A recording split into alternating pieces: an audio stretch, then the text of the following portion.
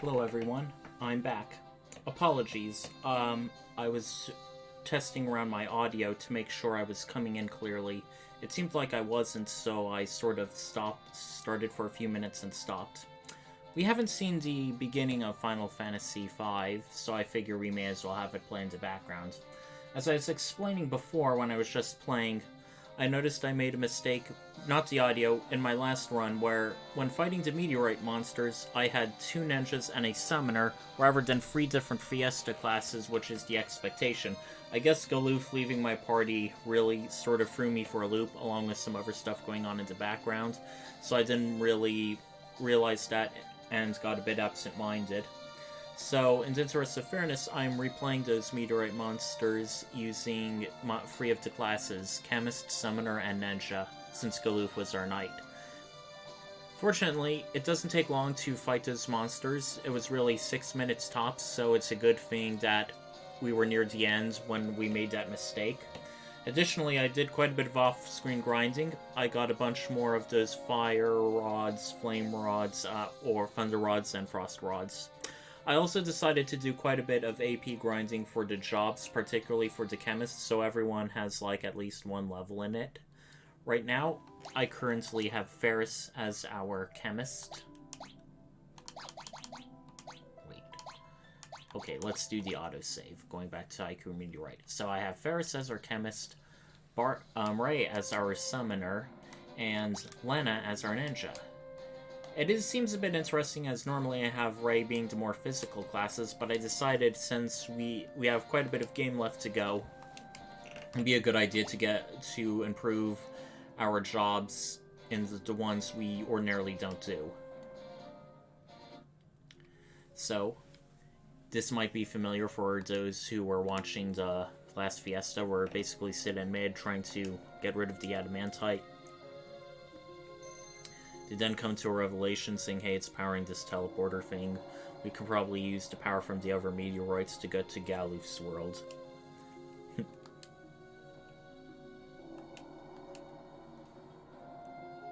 I'm just gonna skip through the text because a lot of us already saw it. In the meantime,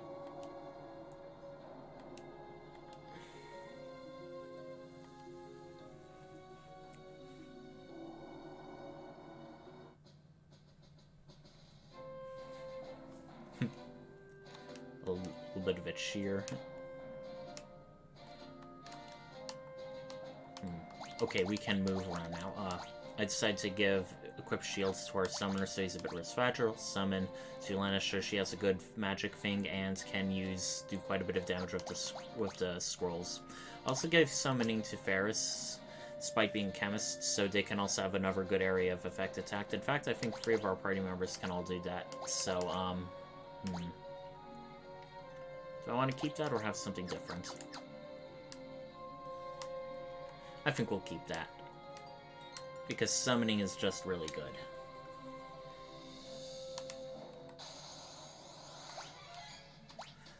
Another thing I did is, in case you notice, it's like, oh, an hour and a half more when we were like about 7 hours, 30 minutes of playtime, and it's about 9 hours. Well, I spent a good portion of like 1 hour just running away from combats because there are 2 very good, potentially powerful weapons in the game whose power fluctuates based on the amount of times you ran away from encounters.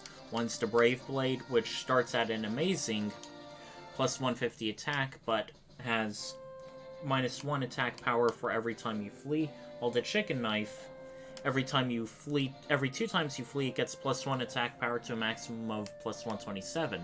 This is calculated from the very beginning of the game, rather than when you gain those items, so it's something of a long-term investment to think, particularly for Fiesta runs. Since there have been times where I have been fleeing away from the battles, that kind of precludes the Brave Blade, so I decided, okay, we'll get the Chicken Knife, and since it's a dagger, virtually anyone can equip it, which is good.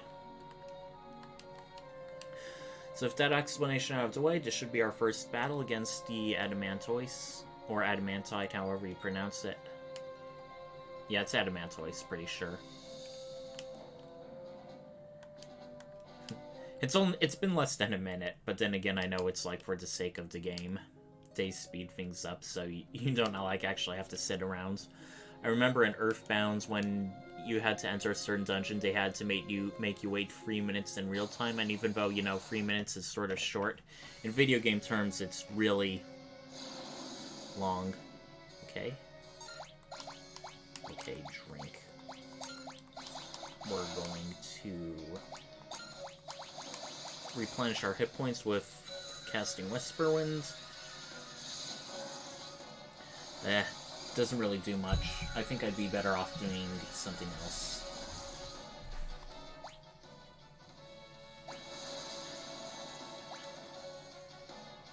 Okay.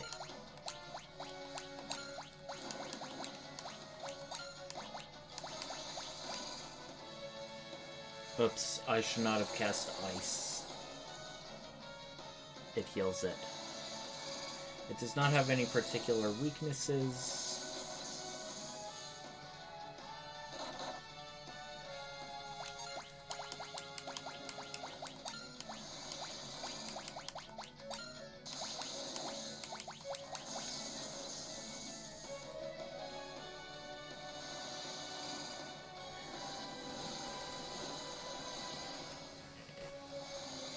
Okay, I think we're gonna stick with Rama. He seems to deal the most damage. Okay, that is not looking good for us. Okay, we don't have any Phoenix Downs, so I think that's a loss. Yep, complete loss.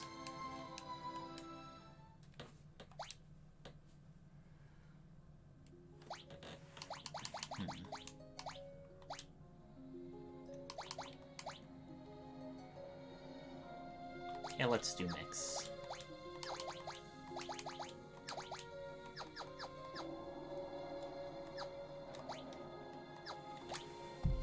Hold on while I bring up the FF5 mix list, just so I know the cool stuff that I can do.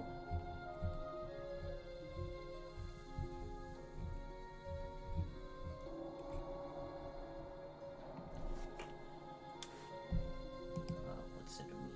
Okay, it resists a bunch of stuff.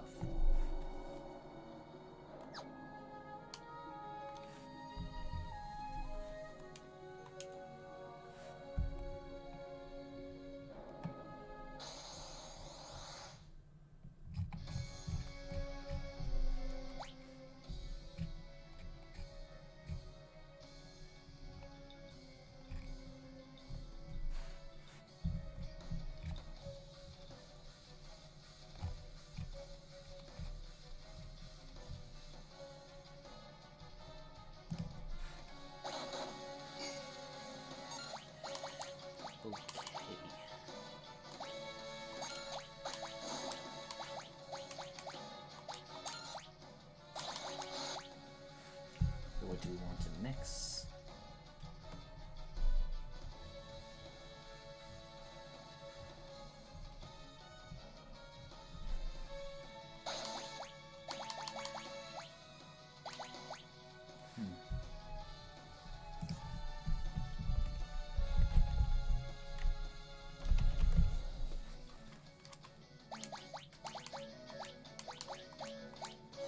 We'll do this for the eventual Titan battle.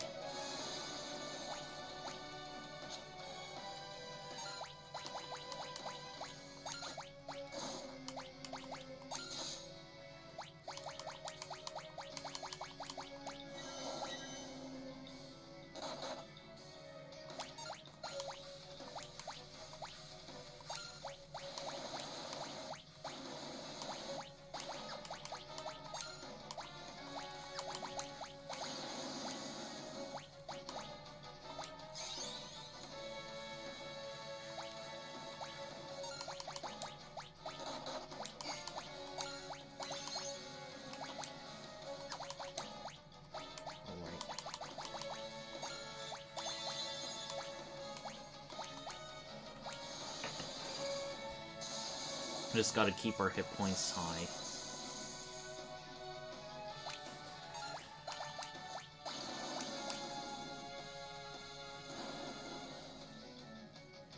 Keep growing ninja scrolls.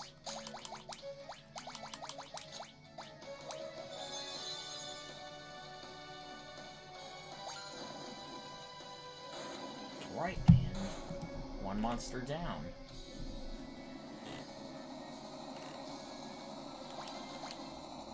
And we got a Phoenix down and quite a bit of ability points out of it. Feeling good about that.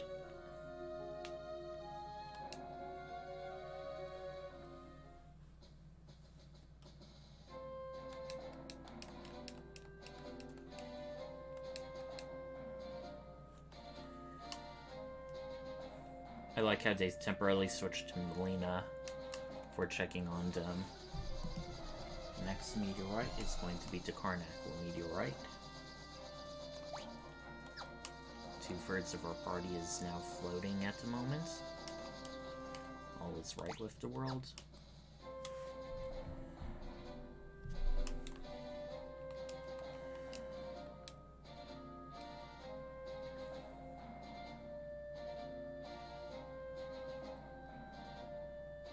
Kind of wonder what's up with all these monsters, powerful monsters that are just randomly happening to make their lairs in these meteorites.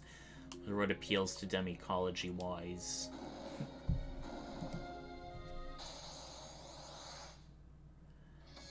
Alright, now Titan should be far easier now that we can have the ability to float.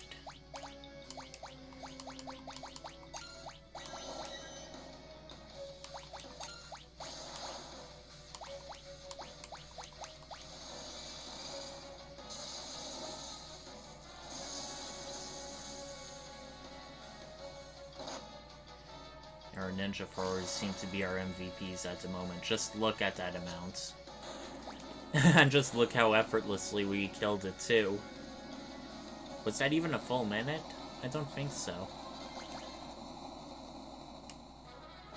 Oh, another thing I noticed is the Earth Hammer that you can, or Gaia Hammer that you can steal from Titan, you can buy later in the game.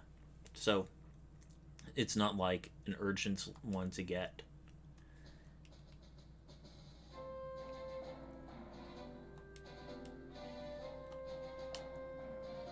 Our last stop will be Dewal's meteorite. Just a quick jaunt to the east. And here we are.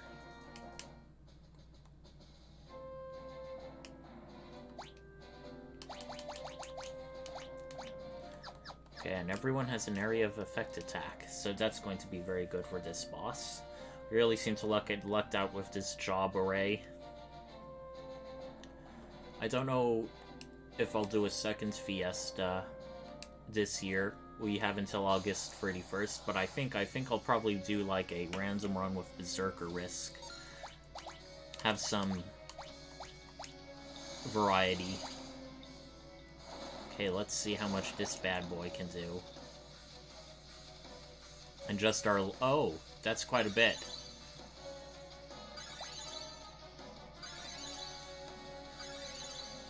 Yep, that's their counter. Fortunately, it's hardly any.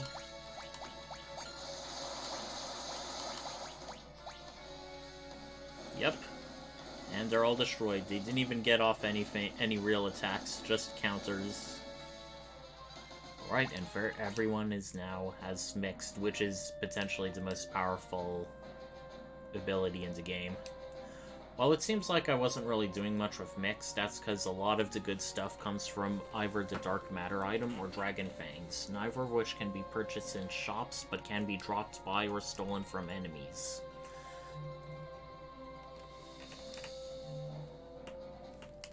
Okay. Now, without further ado, let's leave, but before that, let's rest at an inn. We want to be in tip-top shape by the time we go to whatever weird world Galuf's from.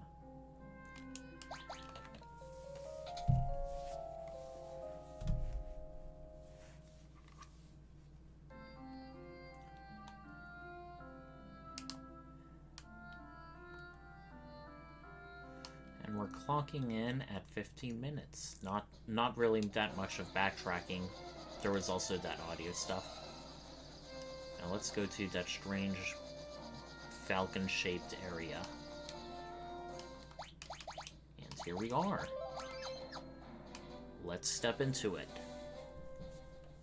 Ooh, the light is fading. It's all the power that was left into meteorites. No turning back now. Yeah, we're in this tilted land.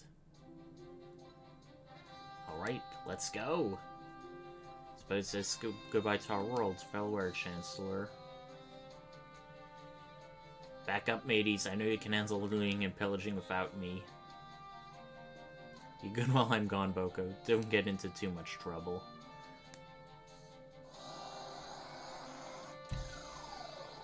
Let's hope that when we do come back, there's a world to return to. I mean, 4 of the elemental crystals has been destroyed, so who knows what effect that's gonna have on the environment.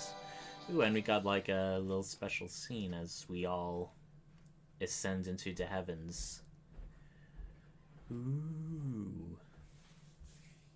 Where is this, I wonder? Oh, I already know.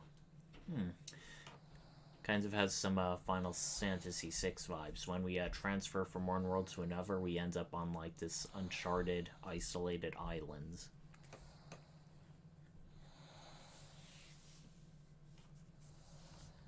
This is Galuf's world.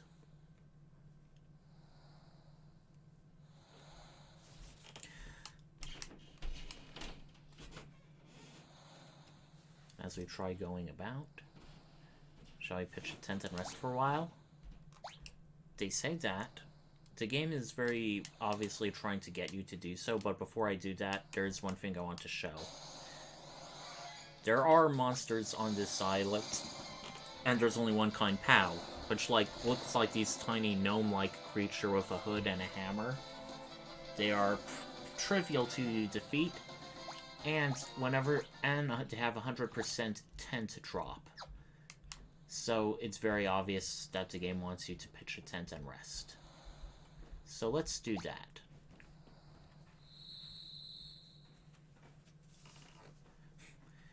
Ray is just sleeping by himself.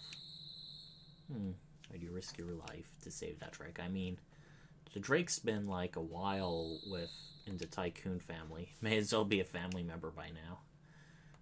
Oh, but we also learned that about their mother. But oh no, our conversation is interrupted. Monster.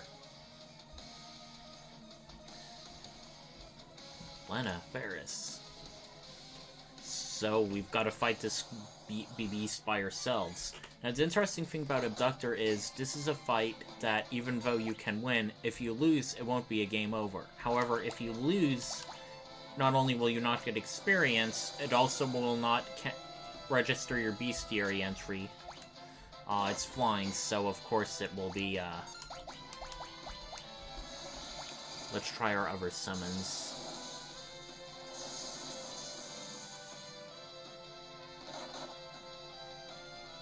There's not much to say about Abductor. He's mostly an enemy that does physical attacks.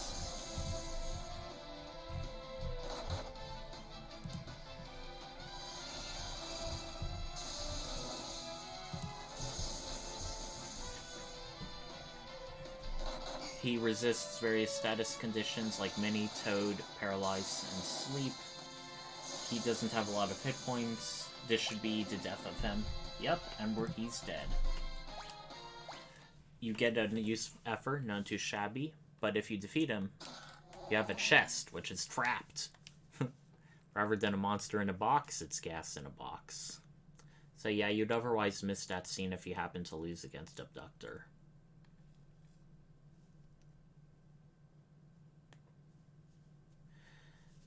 And we seem to be once again in an unfamiliar place. A jail. Ooh. It's Exdeath in the flesh. Yes, he has his own unique bad guy music. I love that.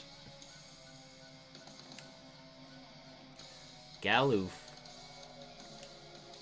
Nice to hear that Galuf has been active while he was gone. Going to have like one of those fairy tale magic mirror things that can show you other stuff. Bird, no wait, it's our reflections. And there Kryl is. Yep, he's it's old classic hostage thing. If you try to resist me, your friends will die.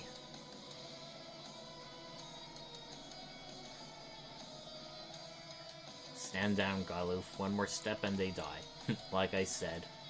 Now, Exdeath is a bit different and new as far as Final Fantasy villains have gone at this point in the game. He is much more of a hammy, sort of like Saturday morning cartoon villain.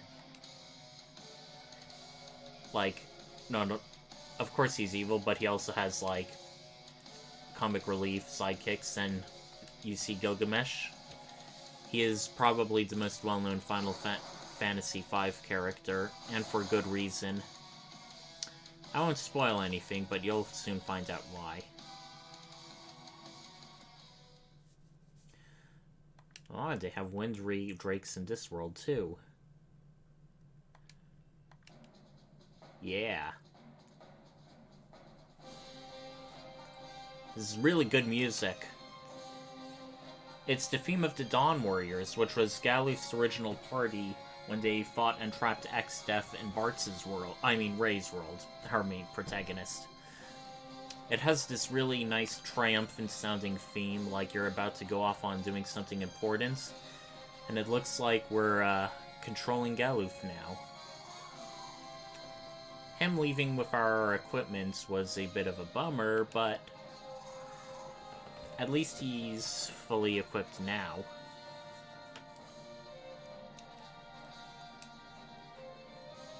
And when he opens the chest, he gets basically all of our items. So, he is still a knight. He is equipped with various good stuff, so let's keep silver specs on him.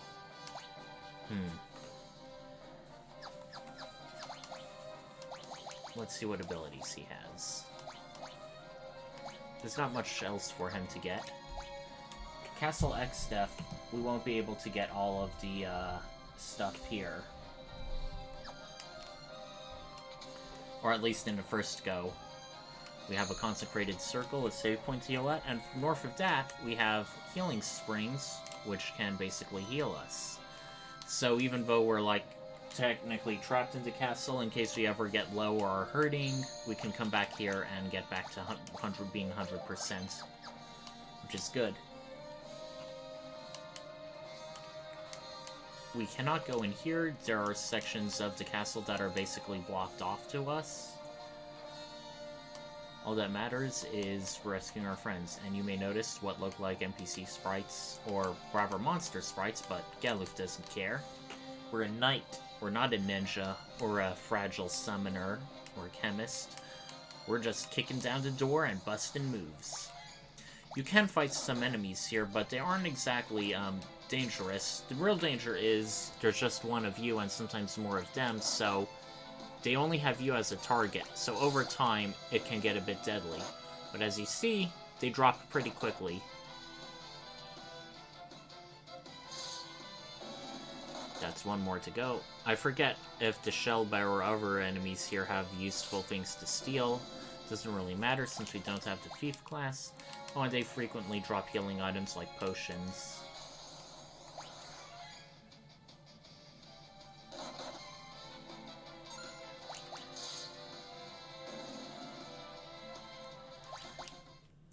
Hold on. I need to do one thing. I had that on when I was running away grinding. When you encounter Gilgamesh, we want to make sure we're healthy.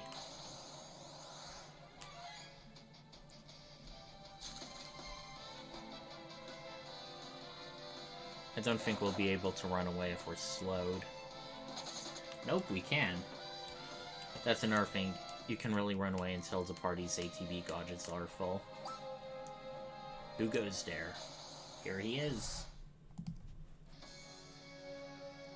Gilgamesh. He is, unsurprisingly, a physical fighter. So we're going to guard.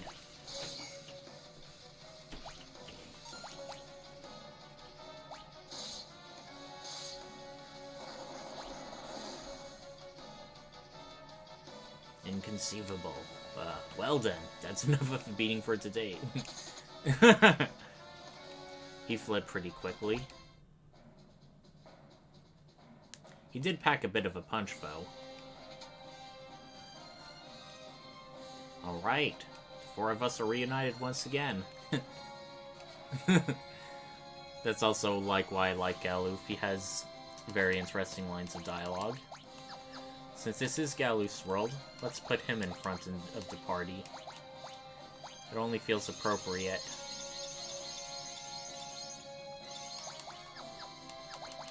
Let's see abilities. 2 hands.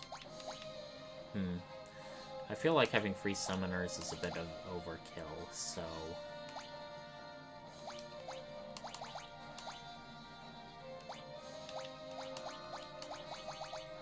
really only need 1 person doing mixing, so...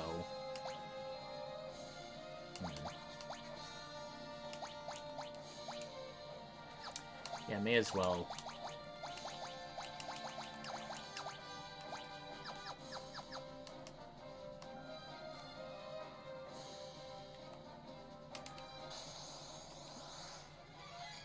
Then monsters don't change even though we're much more power, or we have a full party now. So that's one other thing to note.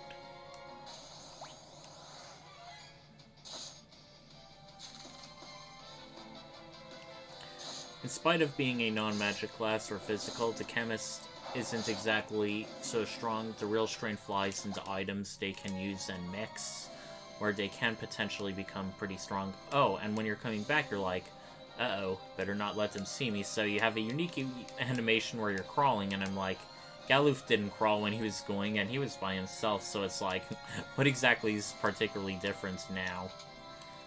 I shouldn't have wasted those potions. I could have got 100% healing here. Oh well, you win some, you lose some. They're not irreplaceable.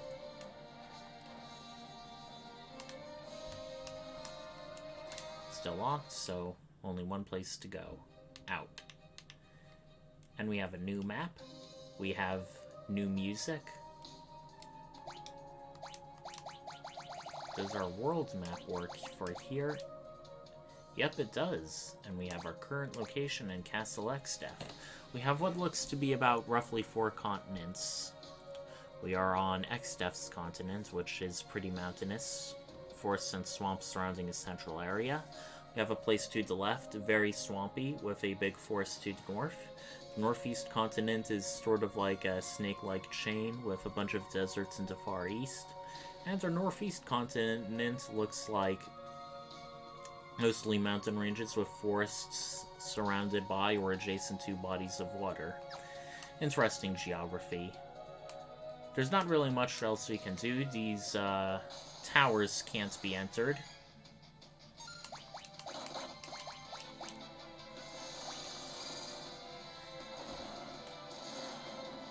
There are some creepy and unique monsters to find around on the continent where Exdeath is. There are some trends in the forests which are really good for blue mages, because in case you did not learn the Iron Claw thing, I think it's called Death Claw, from Iron Claw way back in Castle Karnak, you can learn it from them. However, they don't do it by default. I think you need to control them with a Beastmaster. Still, they go down pretty easily.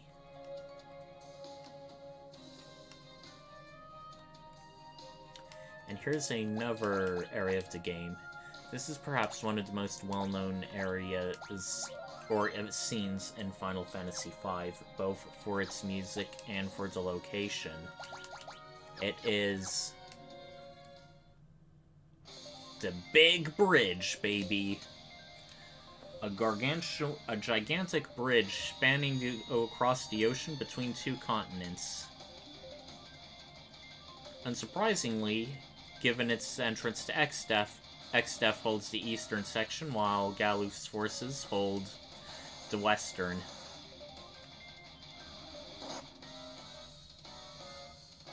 And we're gonna fight our way across, baby. Ouch. That mustard bomb really hit hard. Yep. I forget what the little chariots are weak to. If they're artificial constructs, I'd probably guess lightning, but that's more of like advanced robot magitech in Final Fantasy typically.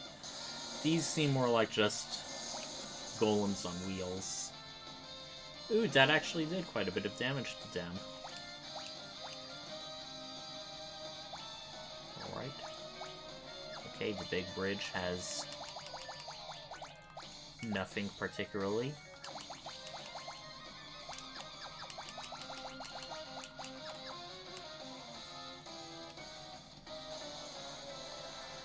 Alright, we have Marrows. Marrows are a monster from Dungeons & Dragons. They're basically ogres that can swim and breathe underwater. Nothing much else to that to add, honestly. They are obviously going to be weak to lightning. Most likely resistant to fire and ice.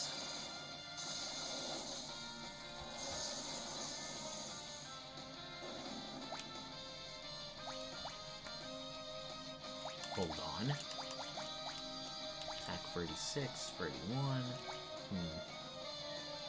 Most of the time our ninja's just going to be either summoning or scrolling, so yeah, let's do that.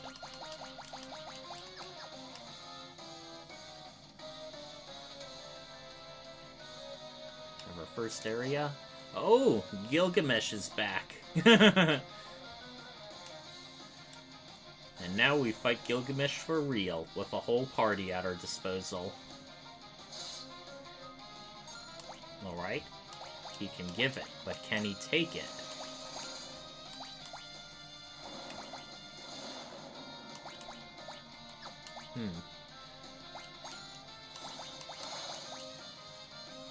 Let's double titan him and buff Ferris with some concoctions. Man.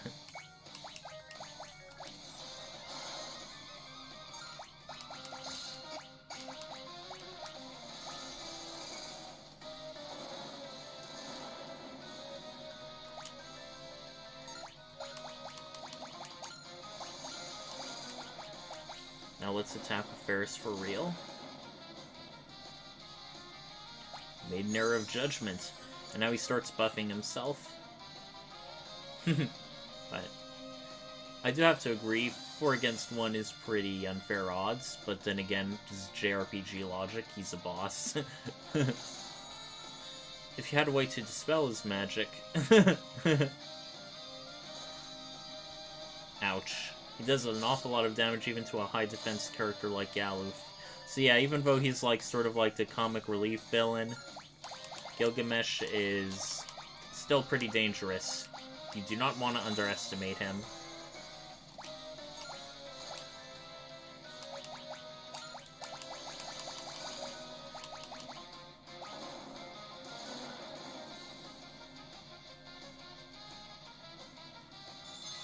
And yeah, we're doing a lot less damage since he has Protect and Shell up. Panacea would cure negative status conditions.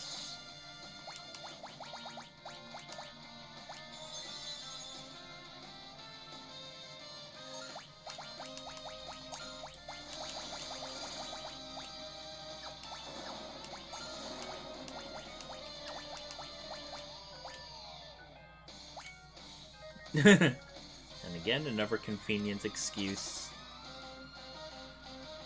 You can steal some useful items from Gilgamesh, mostly the Genji set of equipment, which is basically heavy armor. However, as we don't have a thief, it's once again another opportunity we can't really take advantage of. More monsters to fight. This is a very straightforward section. Neo-Garula. Ah. So definitely there isn't just one Garula about. Or maybe things are different in Galuf's world. Okay, that damaged Marrows, but it hurt us. But it healed Garula, is what I mean. Fortunately, some physical attacks were enough to take him down. We're gaining some nice levels here, and Ray is almost leveled up himself. Alright, we're now on the other side, it looks like. Well, what barrier?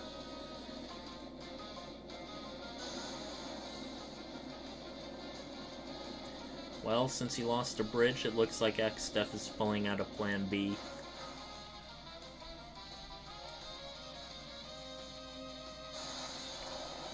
Well, that's not good. So not only does it, like, protect Exdeath's place, it just had enough force to just push us somewhere. Ooh. That must be quite traumatizing for Kryl, seeing her grandfather return after a long time ago, only to disappear again. Wow.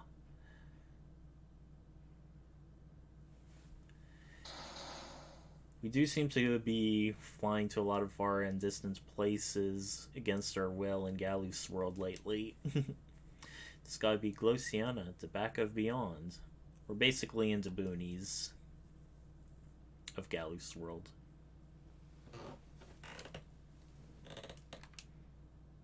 In a way, he's right. It did look like Galuf did have, like, an army or soldiers or something. He seems to be a bit well connected for returning. So before we go any further, let's fully heal ourselves.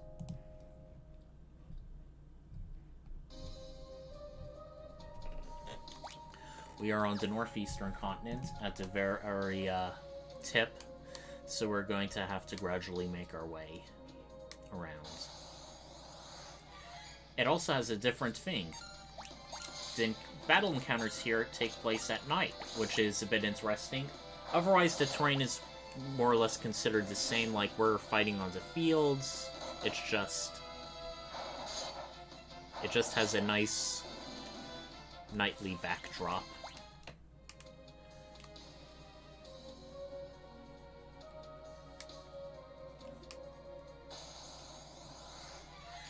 Fairy orcs. I mean, we didn't even encounter normal orcs in this game. So...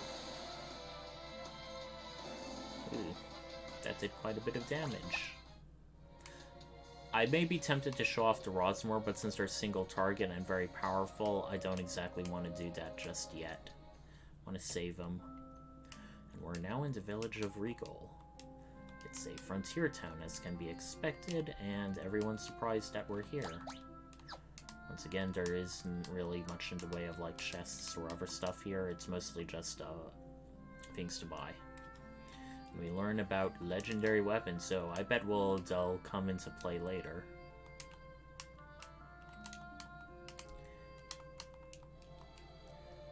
Oh, and they're also telling us to stay away from a nearby castle, which is the sealed place.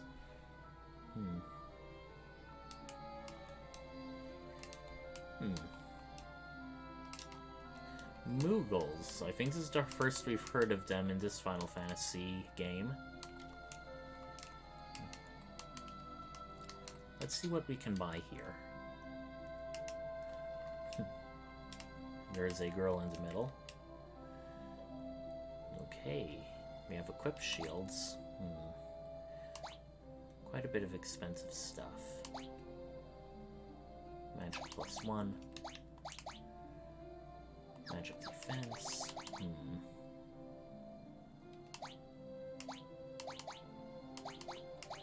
Gaia gear. It strengthens earth magic, and since we have a summon monster,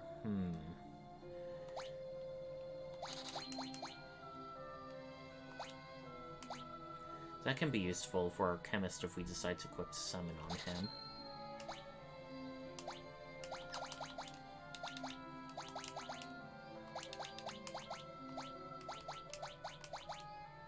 Alright. We have almost nearly enough for, actually no.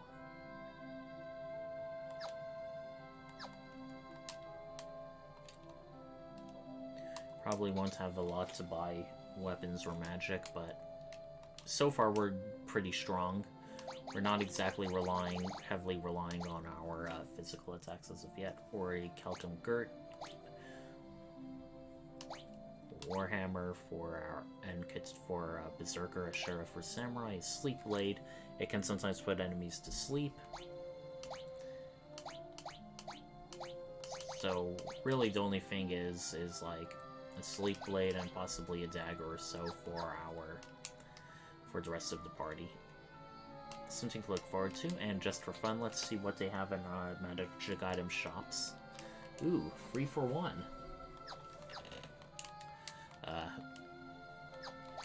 Nothing we can do. Absorbs hit points, petrifies, poison damage. And Time Magic Comet. This is, I think, the first major offensive time magic spell that we can learn.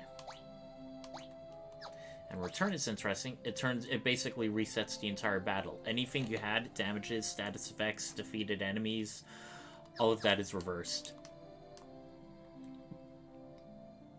There's not really much reason to do that, except maybe if you end up want to try and maximize your chances to steal more.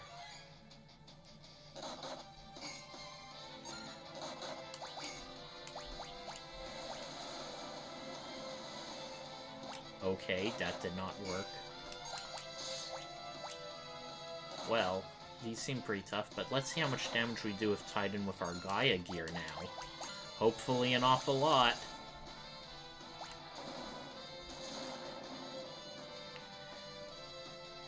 Okay, that was a bit more. Normally he did about 1,000, 1,100. That's like a 1,400 to 1,500.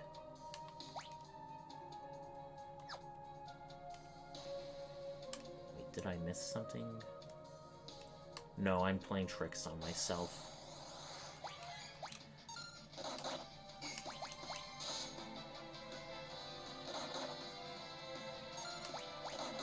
Okay, let's try throwing a lightning scroll.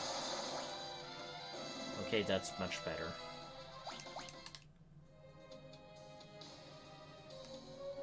Okay, here it is, the Sealed Castle. We are definitely going to be saving our game before going in. Kuza, the Sealed Castle. 0 chests, 0 items, but that's a bit deceptive. There are items here, we just can't get it yet. And there's also another reason why we're staying away.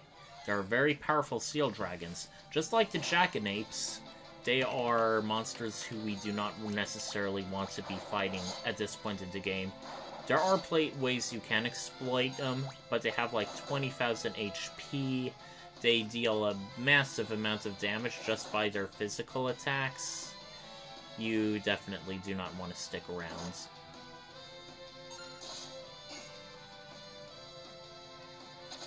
Yeah.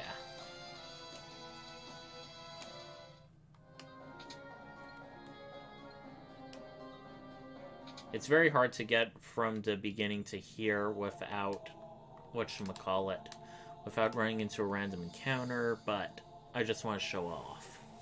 We see 12 sealed weapons. And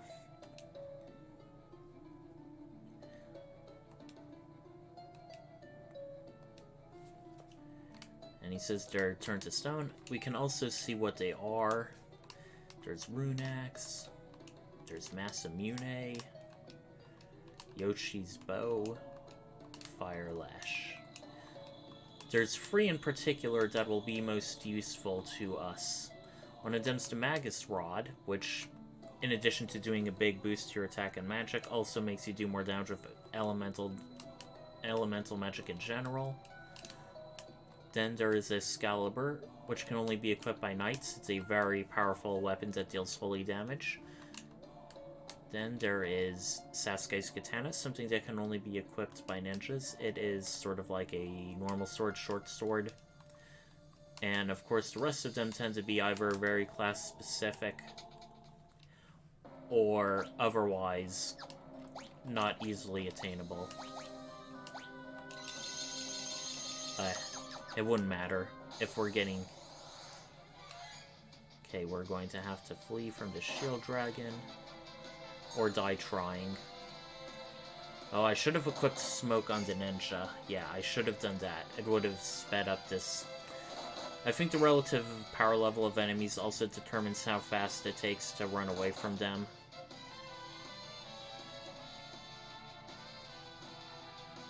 I think we may need to go back to the Inn and Regal.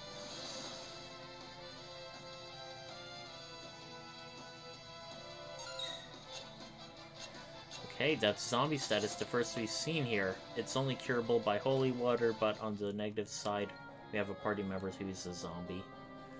So yeah, these shield dragons are no joke. We've gotta...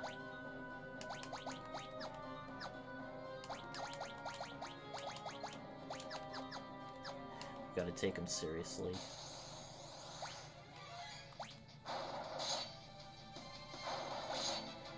Okay, and now we are defeated. So, yeah, that's the reason we started.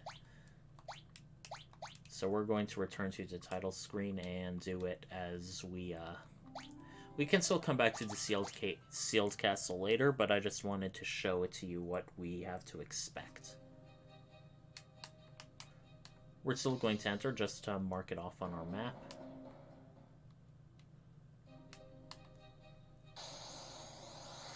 And there's a Kuza Beast. Overall, it's a pretty rare monster to encounter. I had to grind a bit in order to find it for my bestiary entry. But I was very happy when I did.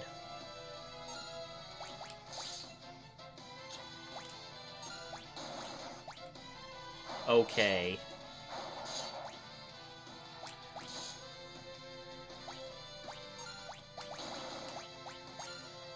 Okay. He is ravishing our party. Ah.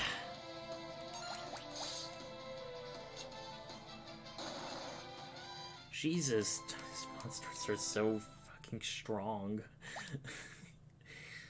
It's not even funny.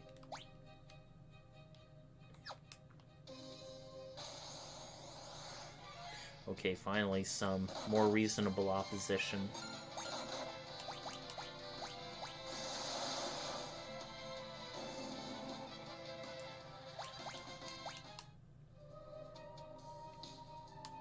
This is overall a pretty barren continent. Not much to find here besides just terrain with random encounters. And some pretty funky looking monsters.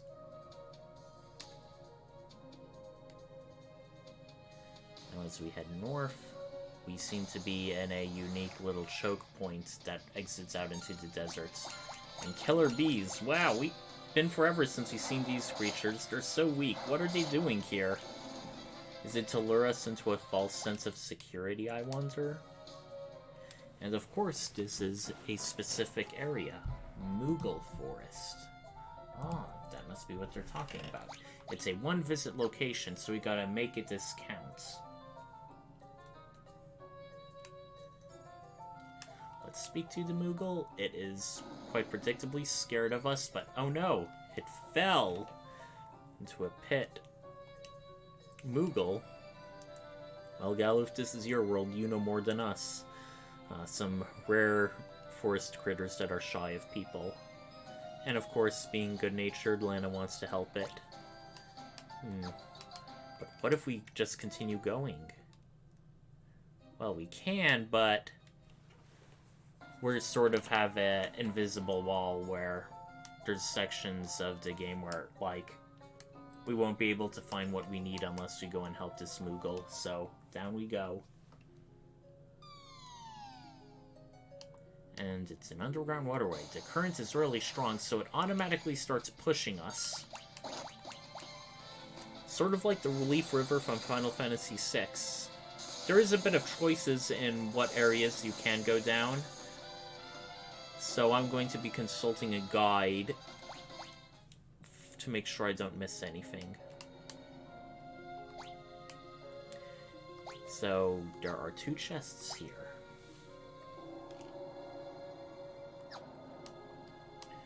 Okay, well, only one place to go. Ah, a creature that starts damaged by poison on its own. And you saw a vampire. That was a blue magic technique, which could actually be cast by Steel Batner at the beginning of the game. It's self-explanatory. You damage a target, and you get healed by the same amount of damage. And quite predictably, a lot of these aquatic creatures are weak to lightning. Okay. We have 1 out of 2 chests. once we go down, and we need to go down to the right via the waterfall rather than to the left.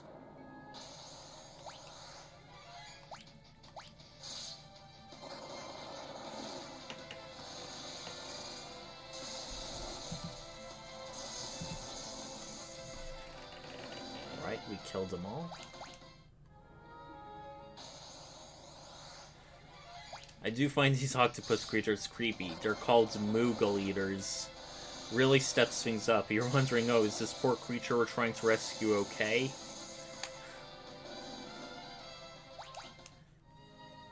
It's like an entire ecology of monsters that exist only to eat Moogles.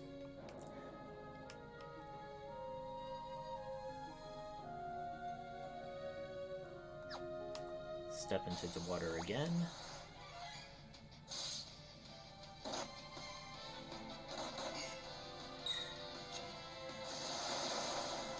We may be getting a bit low on lightning scrolls, but they are worth every penny. Monsters killed earlier will help us out. So we have 2 chests. We have all the collectibles. I'm always curious what exactly is down here. Oh, it just loops around to the west. That's another good reason. Yeah, you can see that.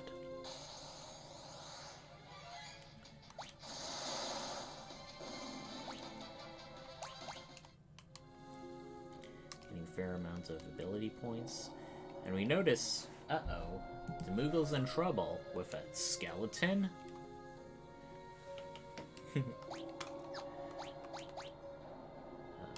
Okay, this is going to be a bit... Oh, never mind. This is actually going to be an easy boss, one of the easiest in the games, and you're going to find out why. I'll give you a hint. The boss is undead. But unlike other undead creatures we fought, it lacks the heavy status. So, if we use a Phoenix down on it, we one-shot it. It was a Tyrannosaurus Rex skeleton. Easy peasy. You can defeat this with, and as long as you have a Phoenix down, you can take care of it with any party. Even though we saved its life, the Moogle is still a bit frightened of us. And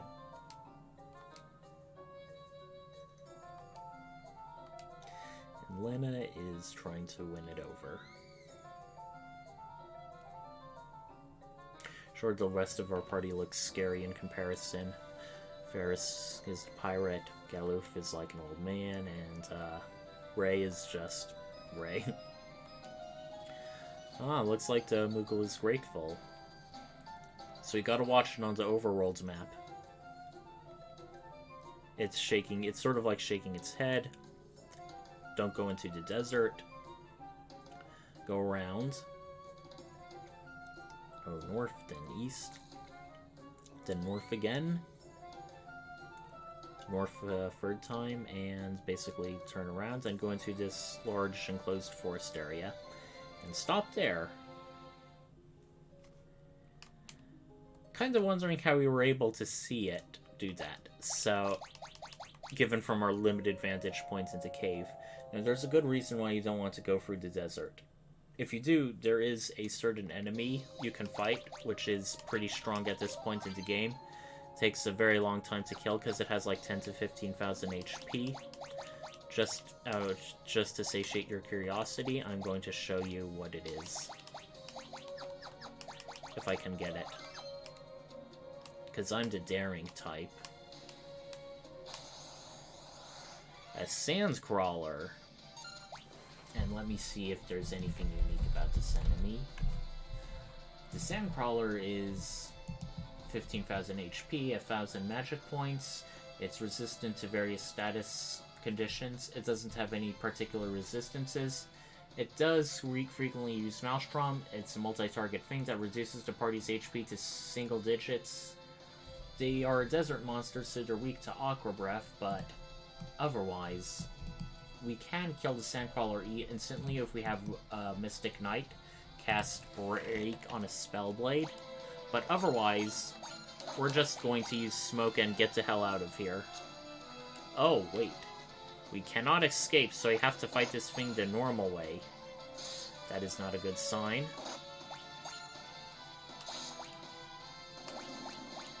Hopefully the water scroll deals enough damage. On the other hand, it's going to take a lot of water scrolls.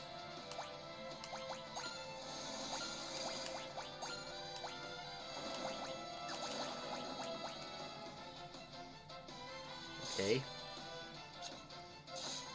So we're averaging about 3,000 per turn. We should be able to kill it in 5 turns.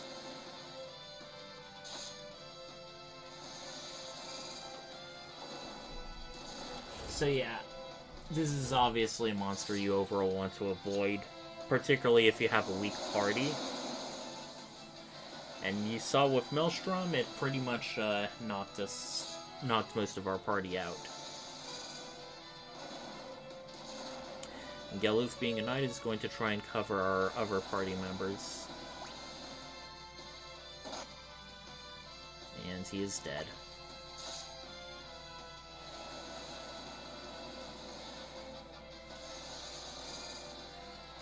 Let's see if we can do it.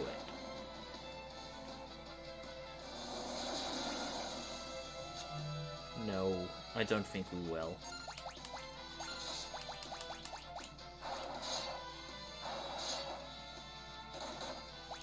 And we're all defeated. So, let's stick to the safe areas and just travel along the forest.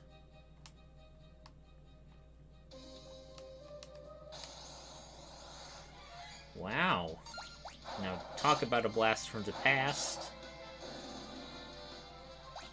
Even though technically the daggers are stronger, even with 2 Moonring Blades, we're averaging about 600 damage just by using Len as a ninja.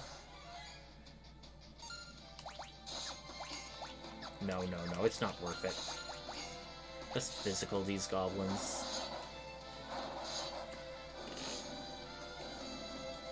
Yeah, it's a real stark difference between a party-defeating Sands Crawler and these beginning-level strength enemies.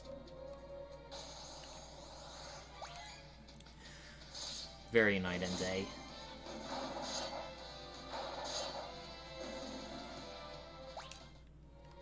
We nearly have Ferris Chemist job all up, so go north, it was somewhere around here. There we go. The Moogle village has 7 chests. Some of them take a bit more effort to get.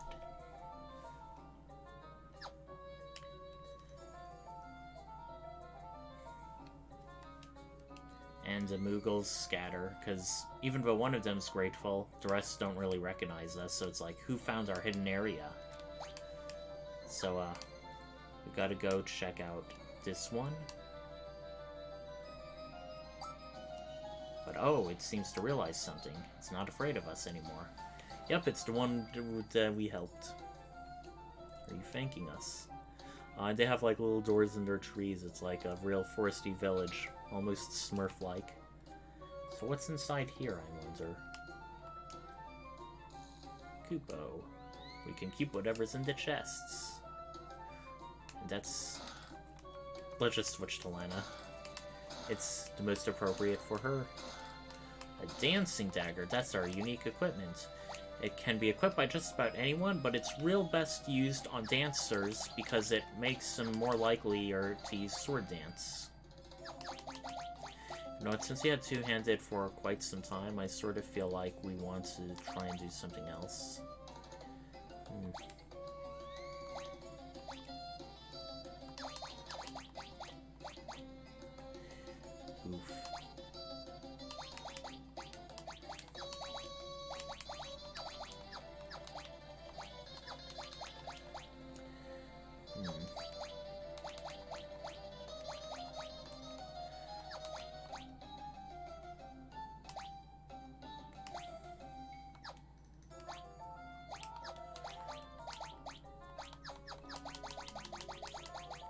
In case you ever just want to get physical. But that's 6 out of 7 chests. So where's the last one?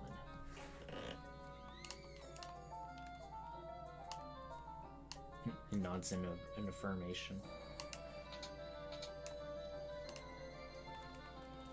And they're just scattering about, and they don't seem to be running away from us anymore. So let's see what else is in here. A Moogle costume. Let's put it on. Now we can walk around as a Moogle. Are we gonna fool anyone? Well, they seem fooled for now. And this one will not block our path. Or rather, it allows us to take a chest. An elven mantle, that makes free. Lower strength and defense, but since, wait. Higher agility and magic, but lower defense. I think it's a worthy trade-off. The knight is really good at tanking, so... That's all 7.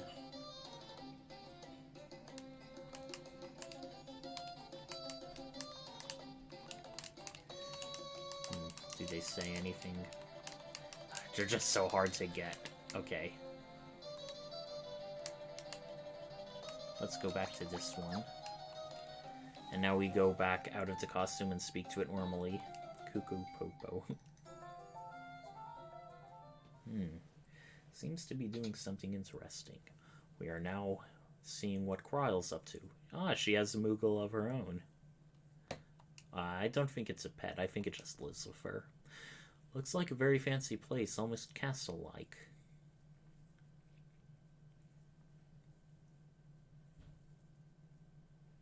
Something the matter. Its grandpa is in the Moogle village. We may have recognized this place. This is like a balcony from one of Galuf's flashbacks when he was first recovering his memory. Ah!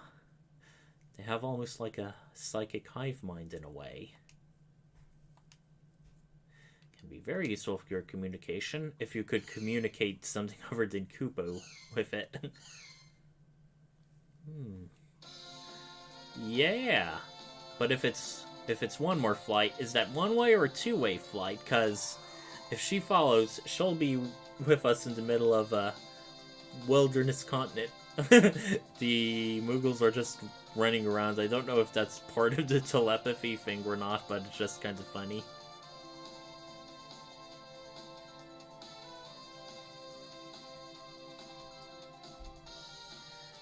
They're trying to signal for the Windrake. Where's the forest, you say, as you're, like, above a gigantic forest? Okay. Weird how the terrain changed. Don't know what's up with that.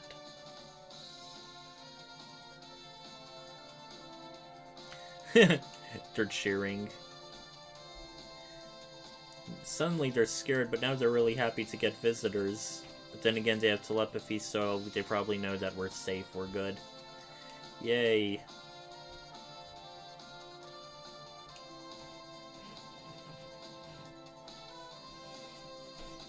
Interesting how Croyle knew that about Moogles and not her grandfather. Maybe not all the memories have returned. Oh boy, that's gonna be a huge load. 5 people plus a Moogle. And even though it's a dragon, it's not like a big dragon.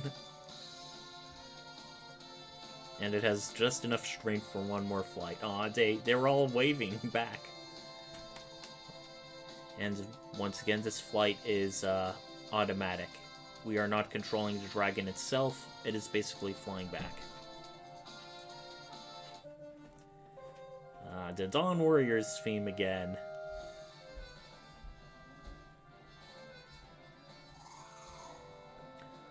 Well, good thing we made it.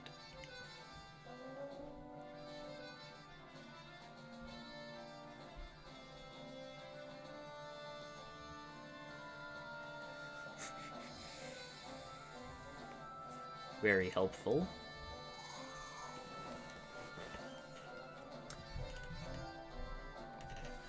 Now, Since we're back here, once again, it'll be Galuf's time to shine in terms of plot and character development and backstory. God, did you see what they just called him? King Galuf. So, pretty much everyone in this game is like the child of royalty, save for Ray. Or every party member. Not just Lena and Ferris. And before you ask, no, Ray is not like the son of a king himself. He's just an average dude. Seems like Exdeath is trying to recover. Oh boy, that is not a good sign.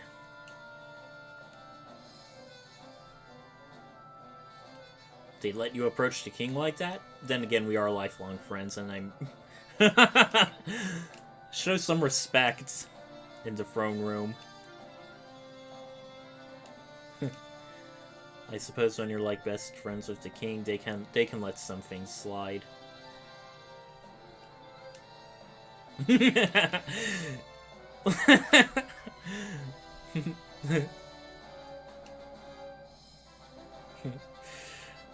Say what you will, I really like the chemistry between the party members. It's really good.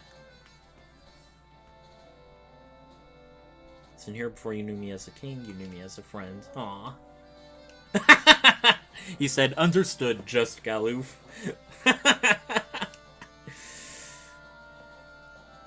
Alright. And we're once again combined together. Let's be Galuf again. Since we are a king in his castle. Ah, teleport. Sadly, it is, I believe, a... Let me see. It's a time magic spell, so we can't really use it. It is very convenient and useful.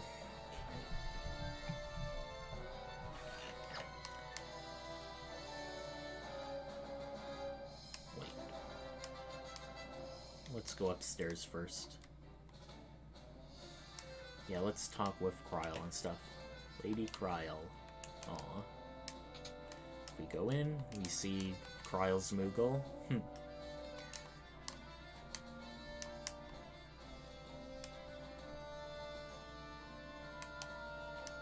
now on the 4th floor at the Roost for the Windrake.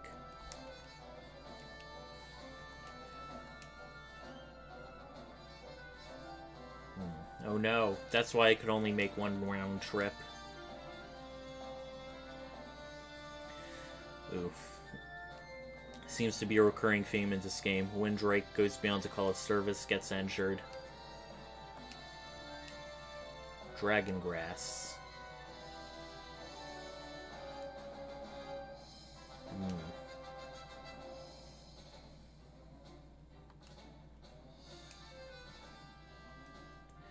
Ah, Drakenvel, very appropriately named area. Oh boy, it sounds dangerous. Everyone just cast their heads down. I mean, come on, when you look at all the previous stuff we've done in this game, dangerous, monster-filled wilderness and dungeons is no biggie. It's just another Tuesday for us, or rather, another Monday, you could say.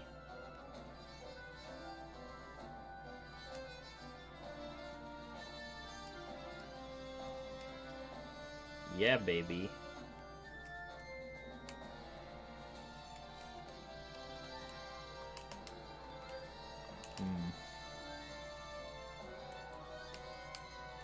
Now we're in Castle Ball. We have one chest and one item.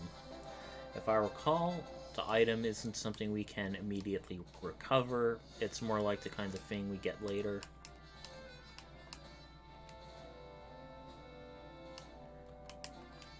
Cursed that Gilgamesh. Who? Man, imagine dying to Gilgamesh. He'd probably be making jokes the whole time. That will be the last words you hear. Ooh. We have a save point in the castle? How auspicious. Well, without further ado, let's see what's awaiting us. There's a castle. It's locked from the inside, but if we go to the north, there seems to be stuff here. Fortunately, we can't go here. However, this is one of the big places to grind for ability points, and you'll soon find out why. These object the arts can come in packs of 2 and 5. Now, just fighting them by 2, they still give quite a bit of ability points. They do take quite a bit of damage, though. Very high physical defense.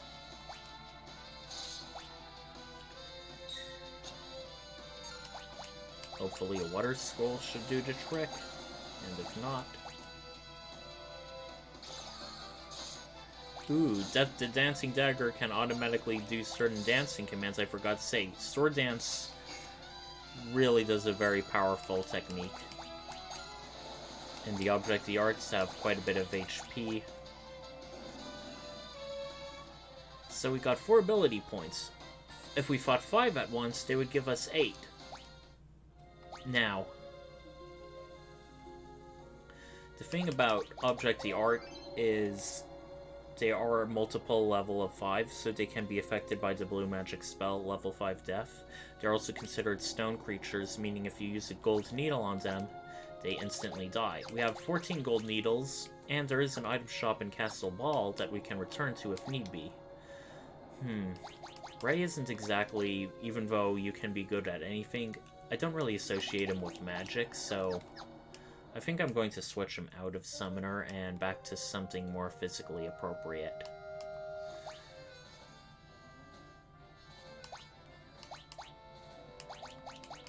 Hold on while I do that. Galuf is Knight level 5, Ninja level 1. I may try to master the Knight job class first with him. He is 0 level Summoner, not exactly magically proficient. He is also a 0 level Chemist, so yeah, we've pretty much been almost exclusively Knight with him for a while. May as well continue. For Ray, do you want him to be also a Ninja too, or continue, or maybe go back to being a Chemist? Well, we just had Ferris become a Chemist. Lena is level 3 Ninja and Knight, not exactly the most physically proficient. She might be able to max out her summoning soonish. So let's put her... what do we want to have on her? Let's do First Strike.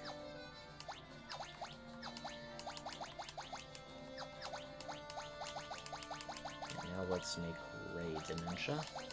And give him summons so he's great with magic. Wait. No, wait. I want to do it differently.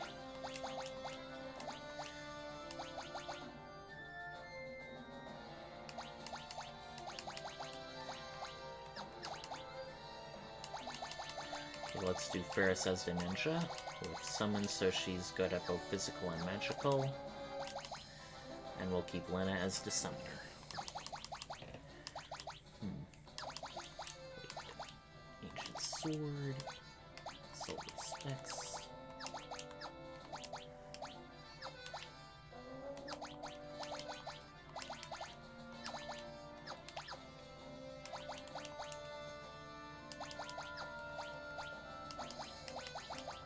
Yeah, we don't want to waste a Dancing Dagger on our least physically proficient party member. Yeah.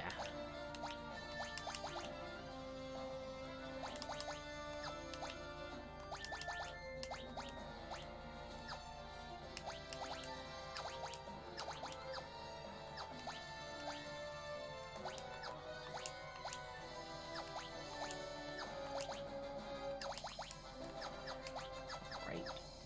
We are now ready to continue our quest.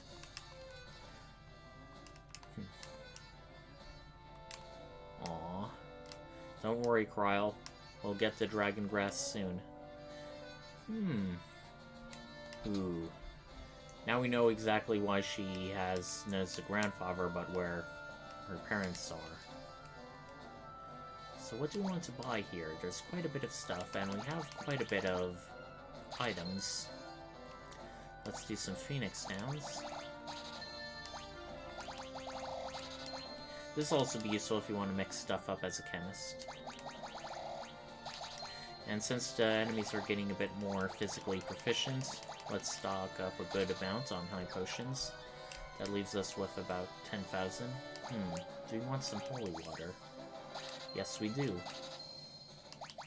And now we can buy the various drinks. All of which boost various aspects, but can only be used on the chemist and not anyone else. Temporary increase level, protect spell, haste, attack, and doubling maximum HP. Beyond just the boost of doubling max HP, I think there are some certain abilities, like White Wind and others, that depend specifically on your HP. And now we have weapon and armor shops. It doesn't increase magic, so we don't necessarily want that with our summoner.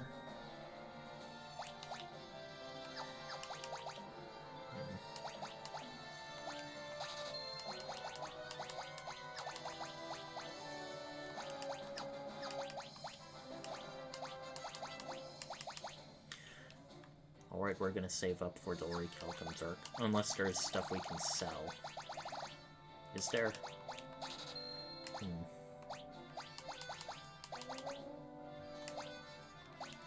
May as well sell our bows. We're not going to be a ranger, nor are we going to be a geomancer. Or a beast tamer.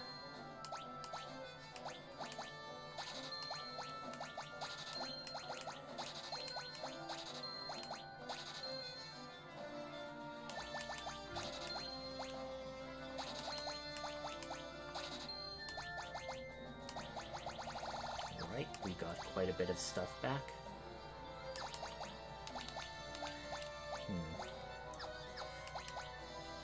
Kind of debating if we want Orichalcum Dirk. You know what? Let's save it. More of the same. Let's check the armor shop. Okay.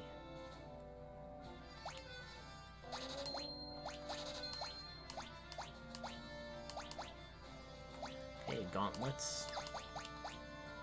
Don't exactly need this. I kind of want to,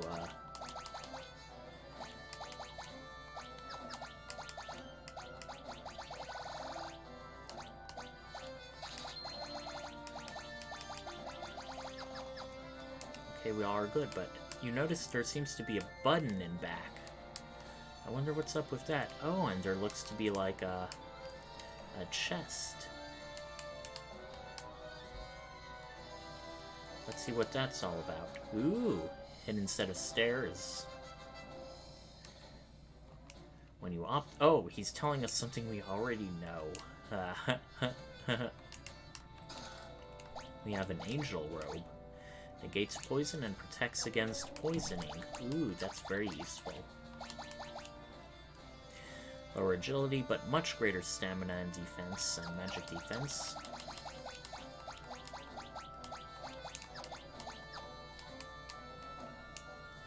Ah, let's see what they say. Hey, you aren't allowed in here?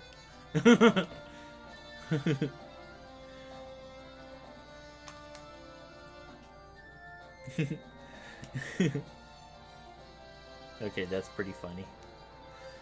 Good thing they did it to Ray and not the king. They'd be out of here in a jiffy. Right, well, we got a free thing out of it. Lamia's harp. Confusion-inducing melody. Of course, we have no bards, so can't really do much with that. Alright, that's free of the chests. Lamia's harp doesn't seem to count as one of the items, so... Would it feel bad to resell a gift they just gave us? At that price, no. Now let's hold on to our 8,500 gil. Feel like that'll be useful. Oh, and it seems like we can't go out the front. What's up with that?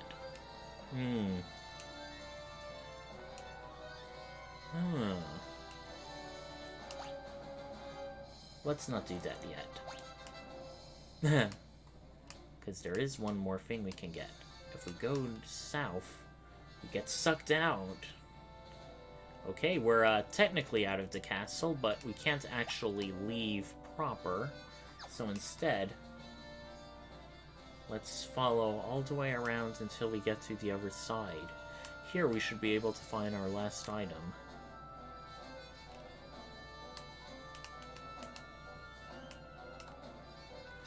Ah, it was a great sword lying in the water.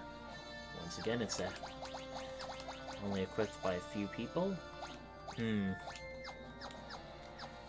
Kind of regretting buying the Sleep Blade, but let's see if it can be equipped by anyone else. No, it's also another knightly thing.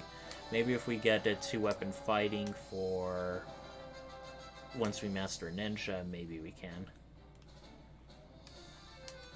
And once again, we flush our way back up.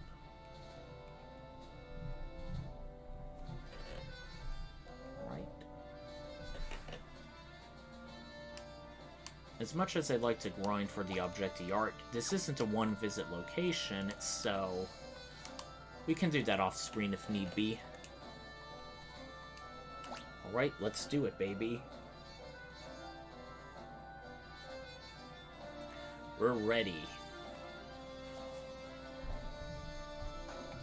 Bring on the monsters.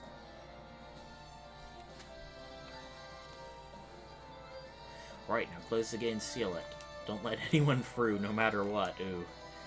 Let's hope we don't regret that order.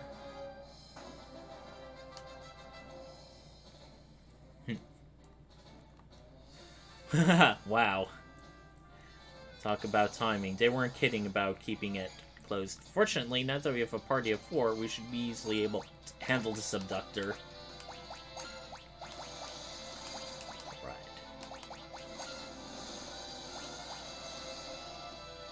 Hardly a boss, so we should be able to kill it shortly. Okay, wow, still up. Not anymore. Even though it showed 3, we only fought 1. That's pretty odd. Wonder if the game designers had something different planned. And now we are on the central-ish continent, actually.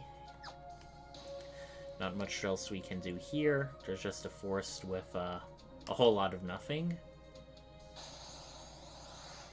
A Cornigo and a Cursed Being. Once again, it's a nightly atmosphere here. Cornigo is an interesting monster because it's actually part of sort of like a pseudo side quest where you need to be a Beastmaster and capture a Cornigo and bring it to someone in the next town, where they end up giving us an item. However, as we are not playing a Beastmaster, and the item they do give us is Beastmaster specific, it's not a big deal. It's not something we can really do. I'll tell you about it later, but we see what appears to be a cave. This is actually an optional dungeon in the game known as the Gil Cave. It has 0 chests and 0 items. So what is there here waiting for us here? Well, it's the same monster we fight, the Undergrounder. They die pretty easily. So really, what is waiting for us in this cave? Well, there is a place we can go on the other side, where if we re-emerge, we can access more of the overworld map. But first, so let's try and see where it exits us out.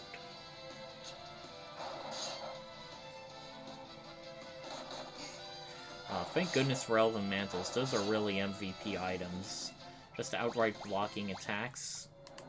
Mwah. And they also boost magic, so they're good for magic-using characters. Okay, we are on the eastern section. This is where the big bridge can take us from east to west. However, due to Exdeath having a special barrier, there's not really much for us to find. So we're going to head back in.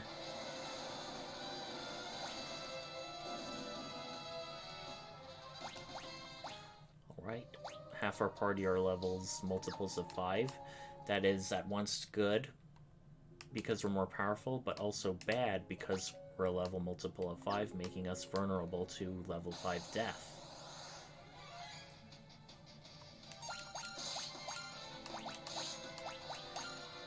Let's see how let's see how they like some Titan. An attack of a Titan. Ooh, that healed them. They're Earth Elementals.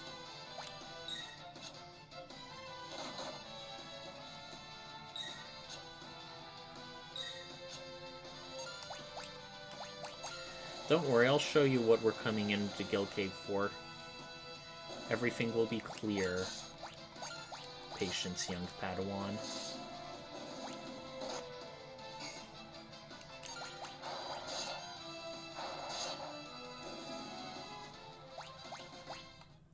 Okay, we now have Ray leveling up.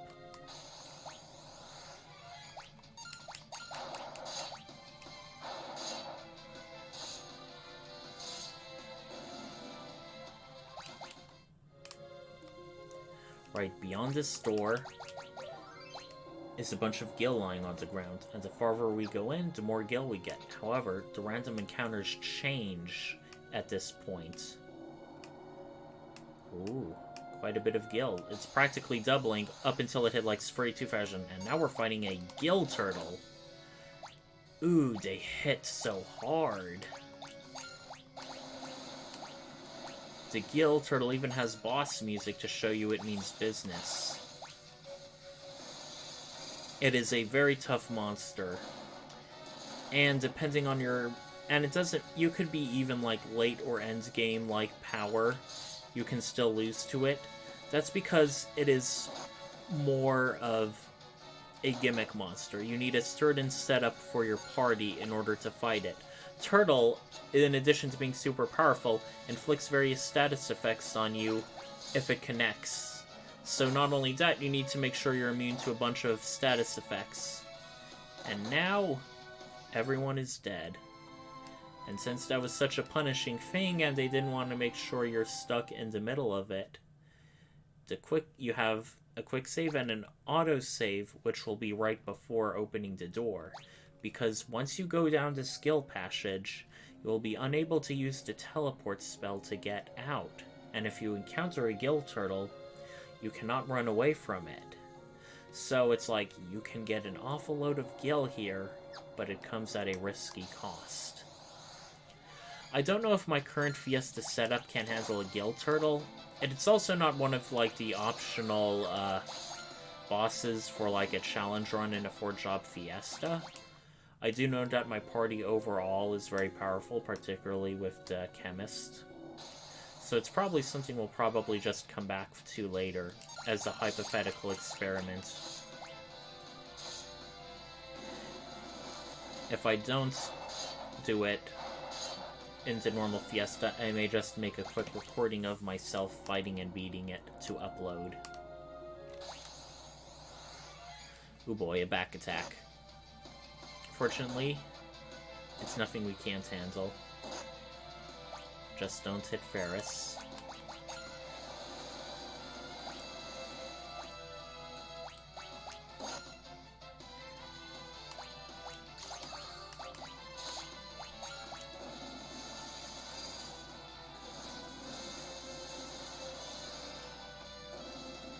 Alright, that finished him off, got us free ability points, none too shabby. Let's heal with a tent now, and continue on.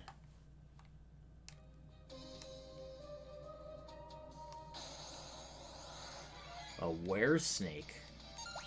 Does that mean we're not killing monsters, but people transformed into monsters? It's either them or us. Oh, and they somehow are auto-poisoned. Seem to be seeing more of those enemies in Galuf's world. A bit of a first, too, if you ask me. Oh, and we see a little village in the middle that basically blocks us to the north. Ah! The she shanty music again.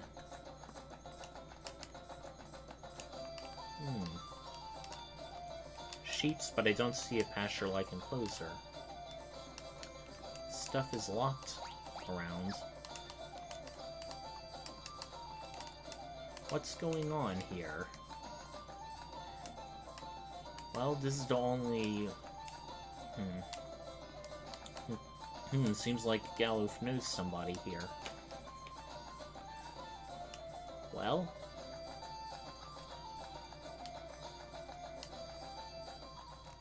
Uh-oh. Werewolves. Well, Ray, please don't escalate the situation. I mean, how can you even tell they're pointing blades? It's the limitations of sprite art.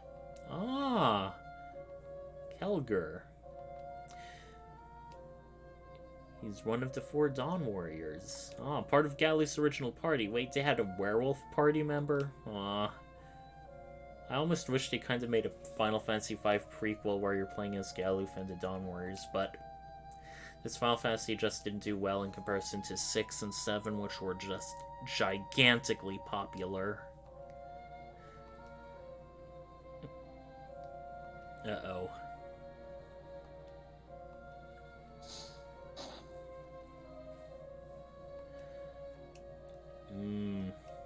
Uh-oh, is this going to be a one-on-one boss fight?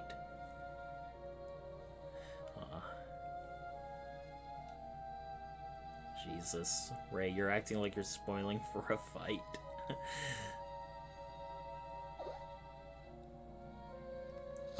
A lupine attack. That's almost like someone saying, "How do you like my human attack?" Huh, this isn't really much of a typical battle. Much like Megisa and Forsar, where Ferris and Ray made like that little rope bridge and stuff, this is once again cutscene time, where our characters seem to display abilities they don't have in a regular fight. And this is probably one of Ray's bigger fuck-ups in the game. We could have had a valuable ally, but it looks like we knocked him out of commission. A trick. Dorgan. Ooh, they're both surprised to hear that. If you recall way back during Galuf's cutscene where he was with the 4 Dawn Warriors, Dorgan was one of the sprites with him. I recognized that, but I didn't exactly want to, give it away. We will be meeting the 4th Dawn Warrior later. Zizat Surgate.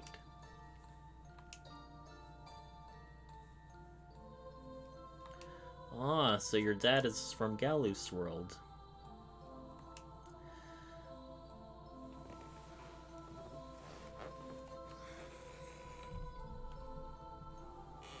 Cutscene time again, and we see the 4 Dawn Warriors.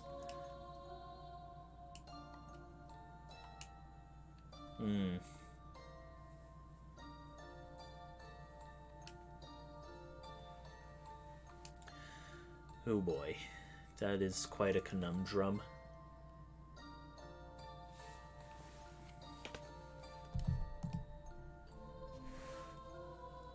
Oh. Hey there, Lily Cozy. I didn't spot when you got in here. Apologies, I was tabbing in another, thing. Also, can you hear me well? Is my voice coming in? Alright, that's good to hear. No audio troubles, not unlike that other time. So, do you need to be updated on the plot or not? Or is this like a game you're already very well acquainted with?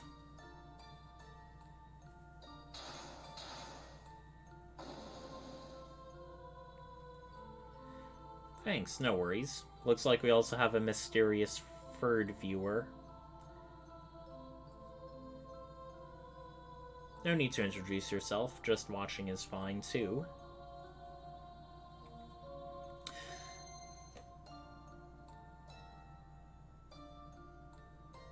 And so, they sealed Exdeath in their original world. And now he's unleashed. Oh boy. And it looks like some of the Dawn Warriors have some guilt. Dorgan realizes that if we haven't really truly defeated Exdeath, he can be a threat to this world, so he's staying behind. At least someone in the group is taking some responsibility for what they just did. Gotta admire that. Dorgan stayed in your world to watch over Exdeath Hill. Yeah, that's quite a banger to just lay upon someone.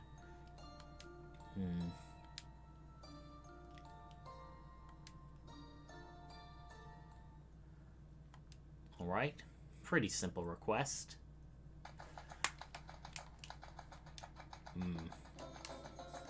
Dang it. We could have had a 5th party member, Ray. You screwed it up. Alright. Since we're no longer in the king of the castle, let's put our party order back to normal.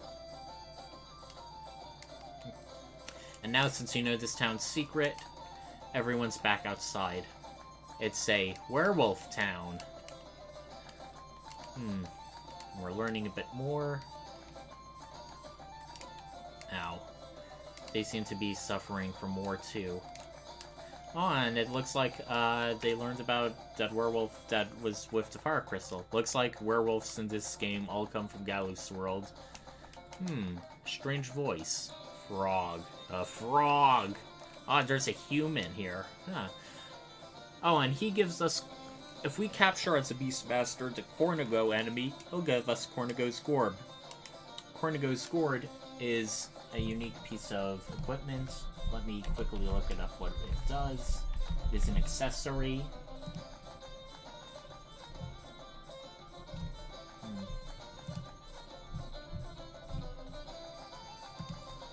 One moment. It increases your HP requirement for successful monster catchings from them being 12 HP or less, 12% or less to 50%, so it makes monsters much easier to capture.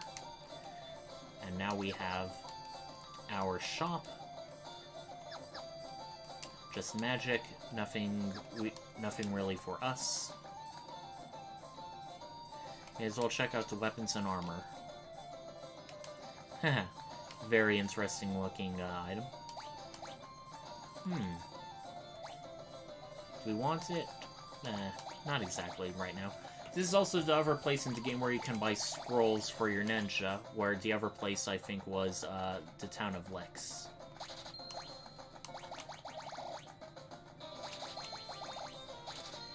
Alright, that should be enough. Once again, more of the same stuff.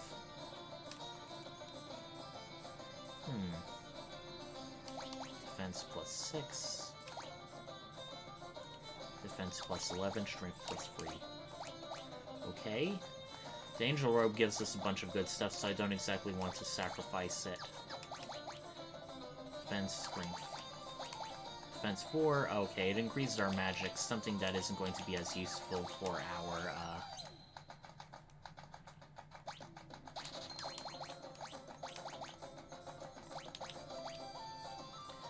right?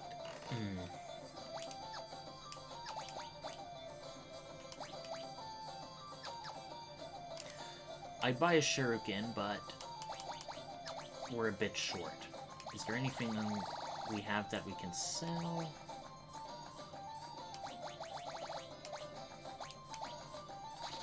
Yeah, let's sell one of our ninja suits. And now we can purchase one.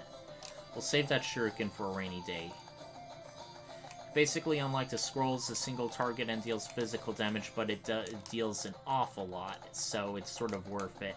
Since it's non-elemental, it may be useful versus monsters of strong elements. Oh. Huh. And here's, werewolf children, or werewolves conducting a ceremony. Oh, and we learned a bard spell from it. This is one of the more useful bard spells. It deals an area of effect or multi-target damage to all undead creatures. And in Drakenvale, we will be encountering quite a bit of those monsters. This is not Drakenvale proper, it's still on the world's map, so it's just a forest leading up. Alright. We defeated it, and even though there's a place to the right, it opens out into open ocean, so it's something you take with your Wind Drake to exit this continent. Oops, did I say too much? Well, it's probably no biggie. If there's a Wind Drake just like in the original world,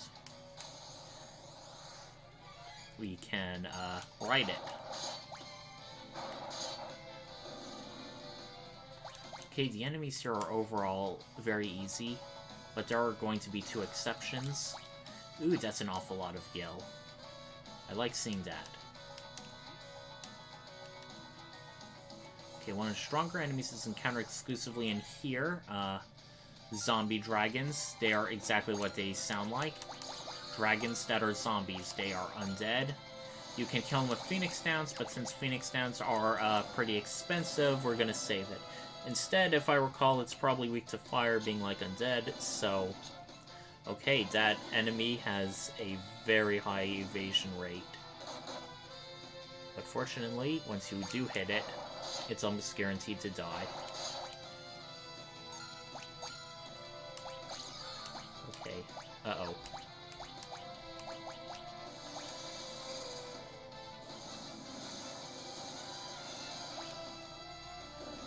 Alright, and it is dead. It gives us a Dragon Fang, and these are really good. This is one of the few places in the game where you can grind for Dragon Fangs. They are something primarily used for an alchemist's mix ability. They can be combined with just about anything, and it has a variety of powerful effects. I am most definitely going to be grinding off-screen for Dragon Fangs, because you cannot buy them normally.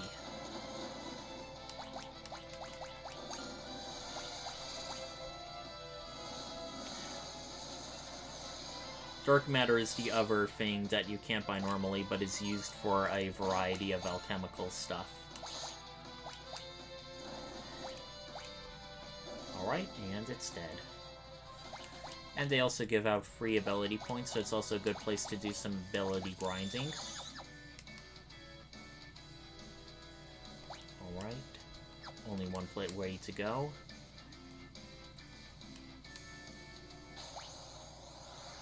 You seem to be encountering the same enemy an awful lot here. I do think the enemies outside are different.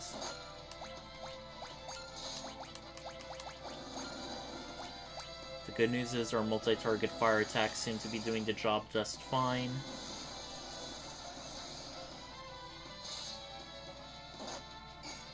Okay, the zombie dragon should be nearly dead. I shouldn't have wasted that flame scroll. Let's see what's in here. A cottage.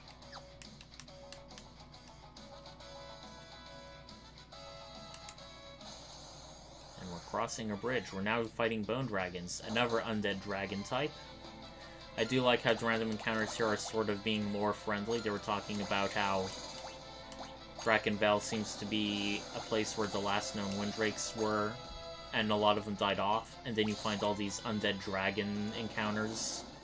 It's like put 2 and 2 together. Alright, and everyone in our party is now a level multiple of 5. Let's hope we get to 26 soon. I don't think... Oh! What is this? Ouch. That wasn't very nice. And we get nothing for it.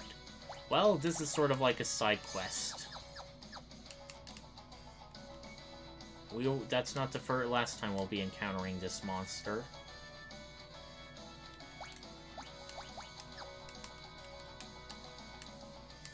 You may see what looks like to be a pile of dragon bones.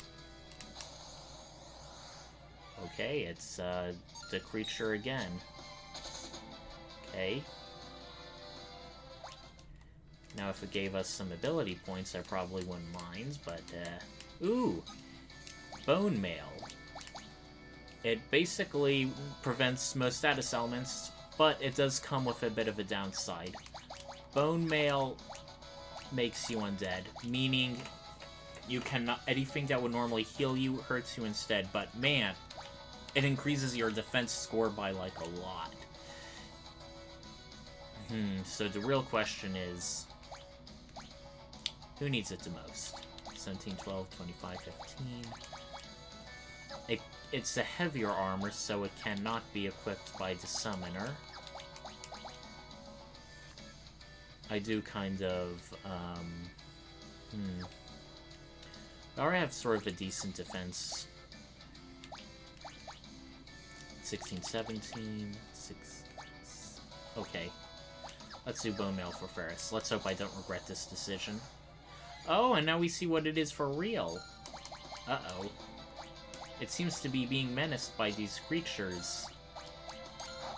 We got to keep the golem alive, and, that'll be easier said than done. If we do multi-target attacks, it will, damage the golem, which we do not want.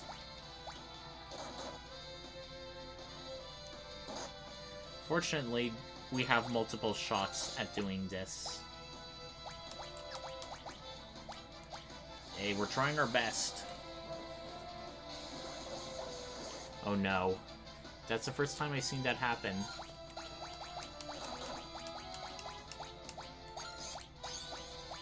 Please hang in there, Golem. Ah, why are we doing so little?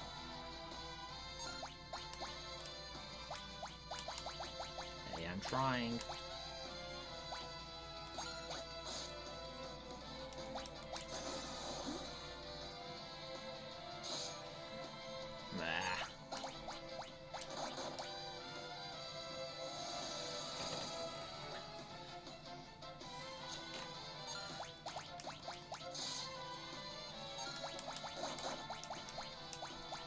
And we don't have a white mage, so we can't do, like, powerful healing magics, so it's like, oof.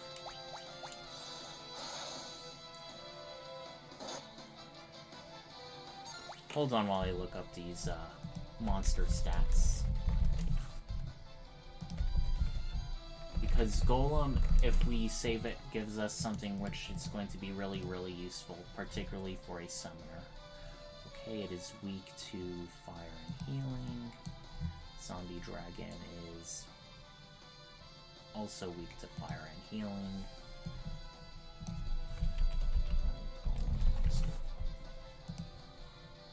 Okay, 2,500, 4,000,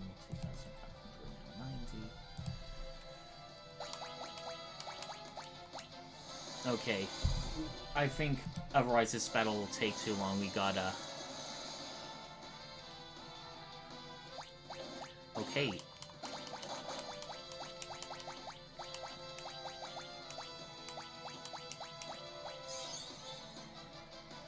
We don't want to use scrolls, because I think that will really harm the golem too.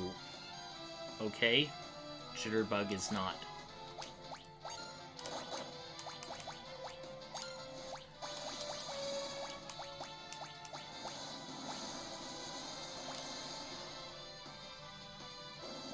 Oh no, I didn't mean to do that! Ah. Fortunately, I think we can encounter the golem again. This isn't a one-time thing. Ah. That did not feel good. Especially since we wasted those high potions. It's one of those things like, oh, we're gonna use a bard and then use Requiem, but we don't really have that luxury. Oh, healing staff. Dang, I could have done that. You know what? Since we have an autosave, let's see if we can trigger it again. Yeah, we're gonna try that. Hopefully healing staff deals a lot of damage.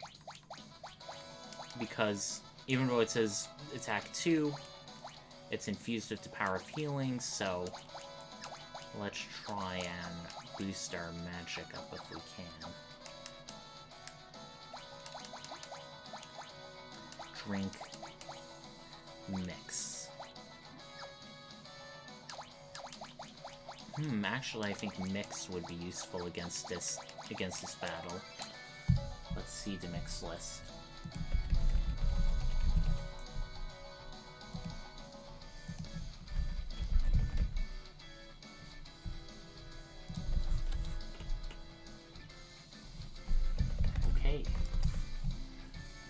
Okay. Okay, that's good. We actually can do some stuff to help the golem. Okay, so once we find it... Alright. Mix. Holy water. Dragon Fang.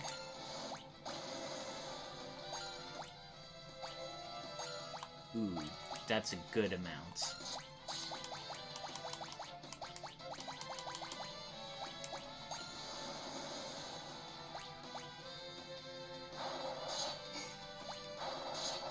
Okay, that's 0.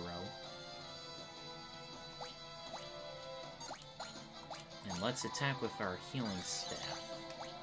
Oh, that hardly did anything. That's disappointing. Okay, let's hope the golem survives this.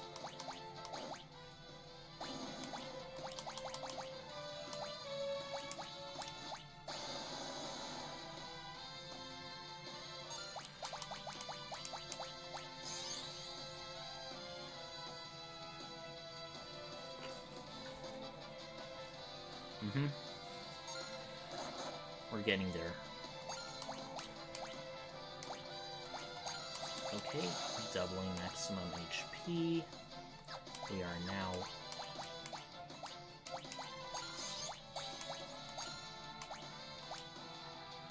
Too bad the knight can't go and guard an enemy. Maybe if it was confused it can, but I don't know. Alright. Holy water. Dragon Fang. 1,624. Alright. Alright. Yeah, thanks a ton. Like it's, enemy. Like it's heavy. I'd rock if I could roll with you. And technically it dies, but we get an item. Summon. Aw. Hey, LA Cozy, I didn't notice you'd be leaving. Oh well. Teaches the summon magic golem. We have now learned golem. Okay, that's very convenient for us.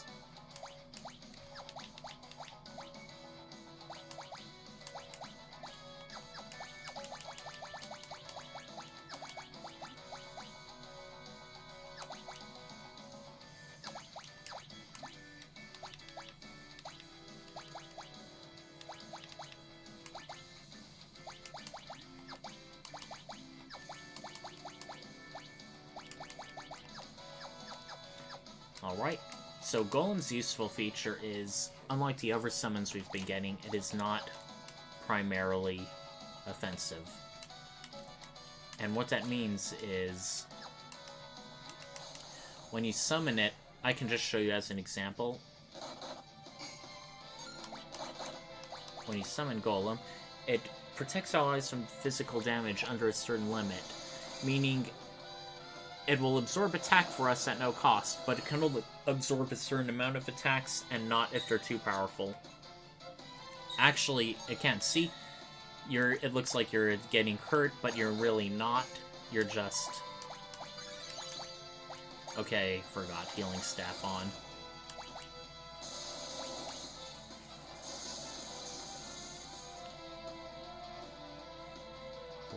No. Okay, that's just enough. Very low HP creatures. Okay. You may notice an odd-looking crack. We've got to step on it and fall so we can fall through. While it looks like we can go back up, we want to go in here, so we trigger it. That'll open us a new area.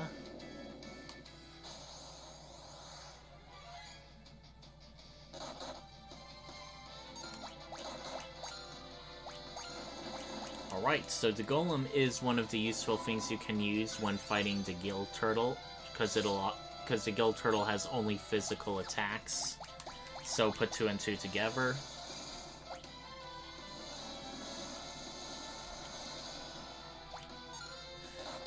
Okay.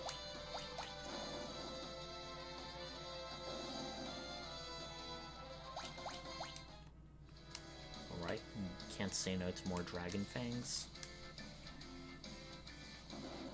And we go out of here. Good thing we went there instead of to the west instead of back up. We'd have to fall through again.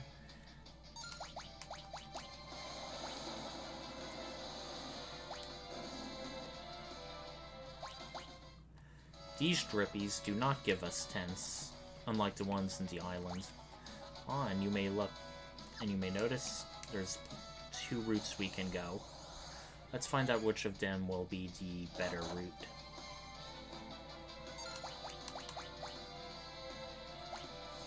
Let's see if Titan does anything more than typical Ifrit. Well, it's not gonna hurt Poison Eagle, obviously.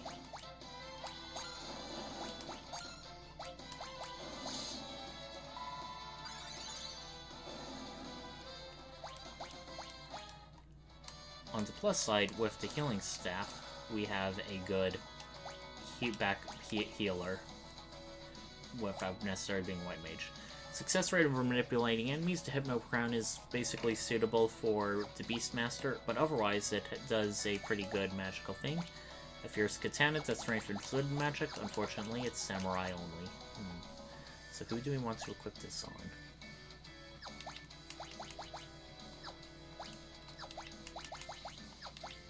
Since anyone can wear it, let's do her.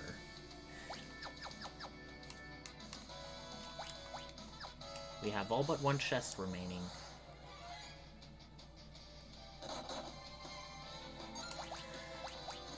Okay, plenty of flame scrolls left.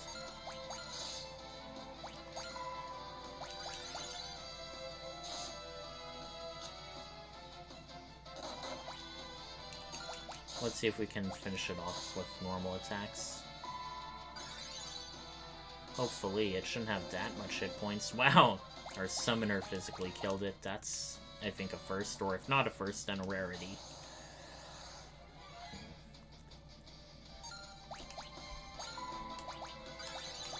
Okay, looks like we're starting to run low on magic points. Hopefully we get a save point soon where we can save.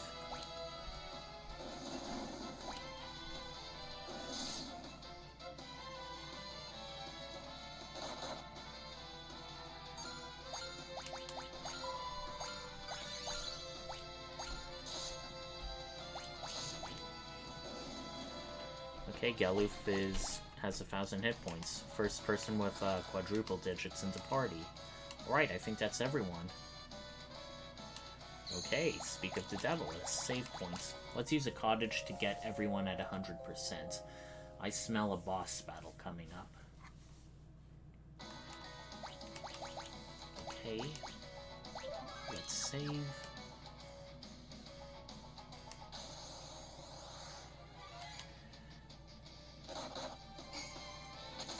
Yeah.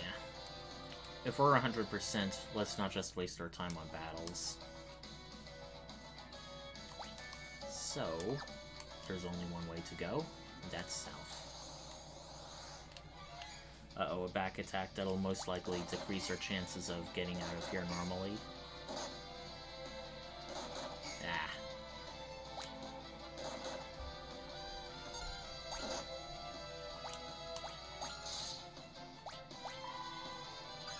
Nope, I shouldn't have done that. I'm just gonna try and do the Titan. The Poison Eagle can be hopefully killed by a scroll or something.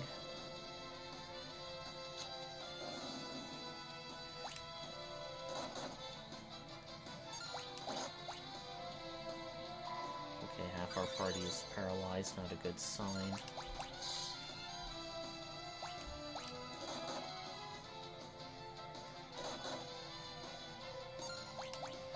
Okay, our ninja is no longer paralyzed.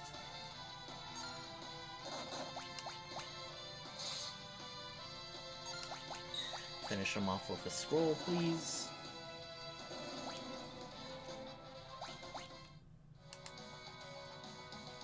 Whoops, triggered it. Oh well.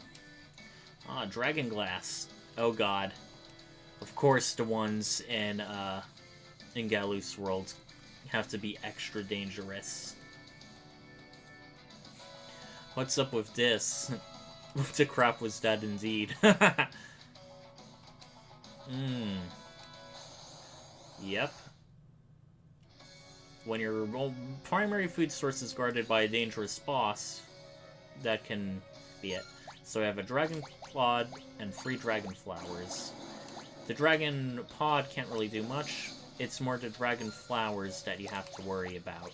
And they inflict poison and various other status effects on your characters. Let's summon an earthen wall just to make sure. I don't think this thing has any magical attacks. I think it's all physical otherwise. One moment, please. You can also use Deathclaw against the boss to reduce its HP to single digits. That's practically an insta-kill.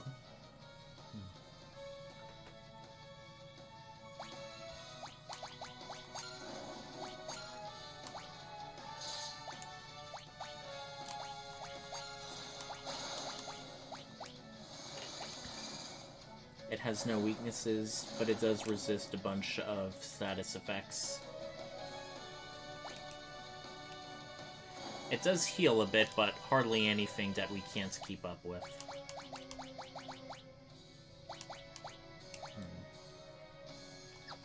Let's drink a Goliath tonic to double our HP, and then hit it with a Dragon Fang plus Holy Water for big damage. It has only 12,000 HP, so it should be going down relatively soon.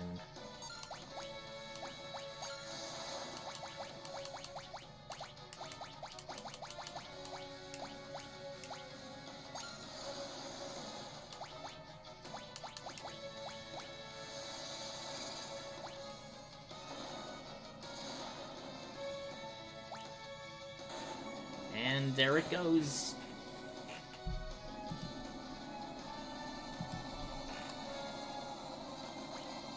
AP. That's a mighty fine amount.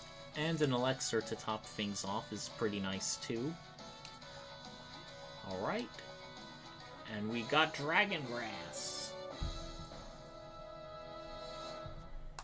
Unfortunately, we have to leave the same way we came. The teleport was sort of like an indication, oh, we can get out of this dungeon now, but it lasts no time, mage. We're also starting to run low on flame scrolls.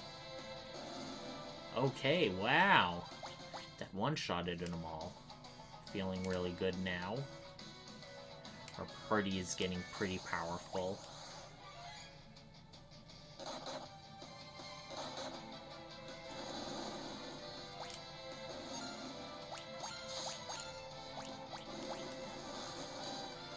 You silence the zombie dragon for all the good that'll do.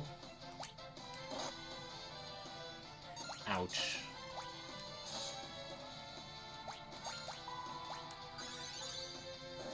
Okay, thank you. We're finally dead.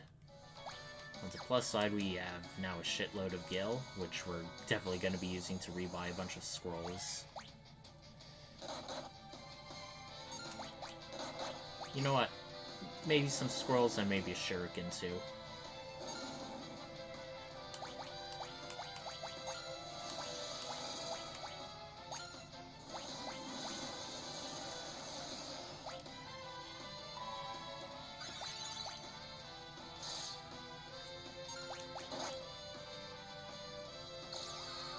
Okay, I did not want to do that.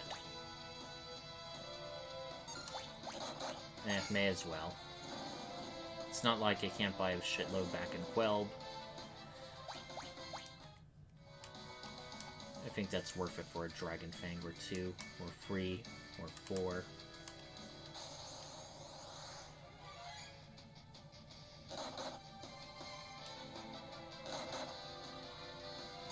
Okay, our knight goes first for a change.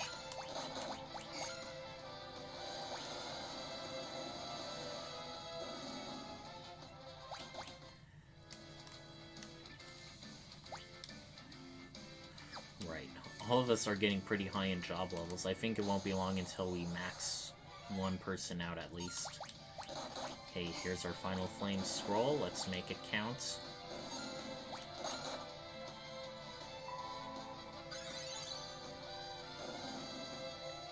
And that counted.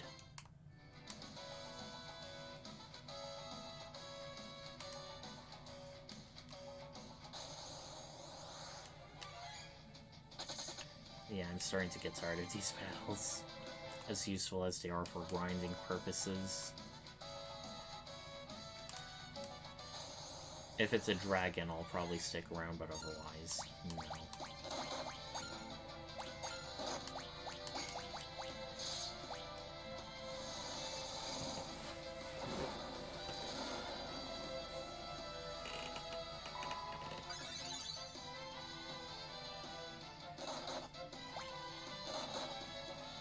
Poor Lena.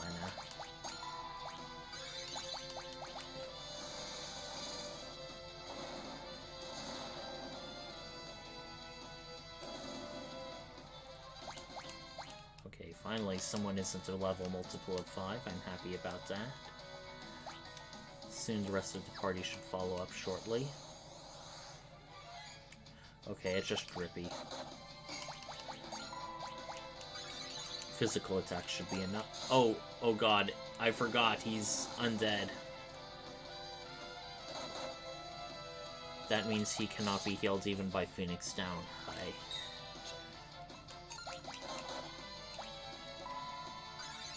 Okay.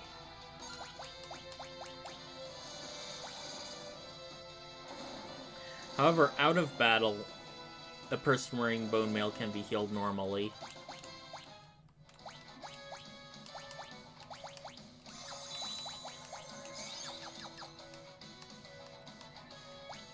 Okay, wait. It's there. Right.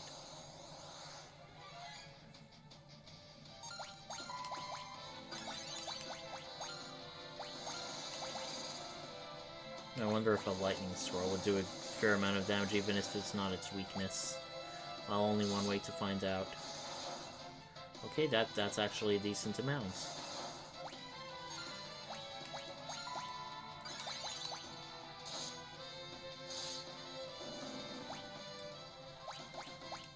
The guaranteed drops of Dragon Fangs is useful. I mean, I used my last Dragon Fang just in fighting the boss, but let's see how many more we have now.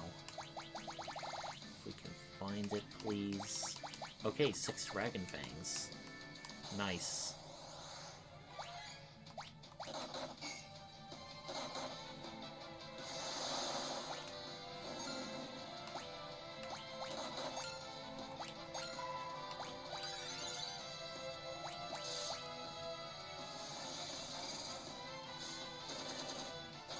I think Chocobo's the only summon that has like a variant thing or 2 potential uses rather than 1.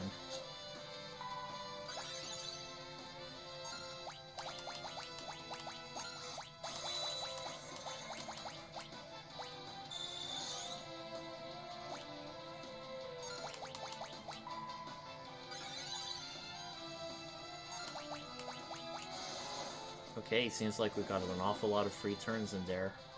Thank you, Dragon, for being a slow mover. Now let's get the heck out of here. Single icon, trivial wreck.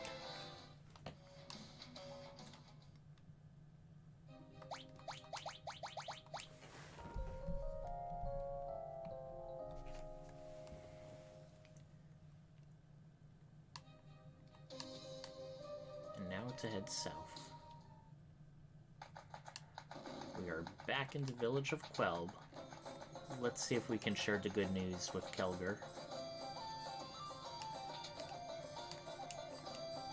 Nope, no new dialogue. Oh, there was one thing. Key items, Dragon Grass. Plant can heal a Windrake's wounds.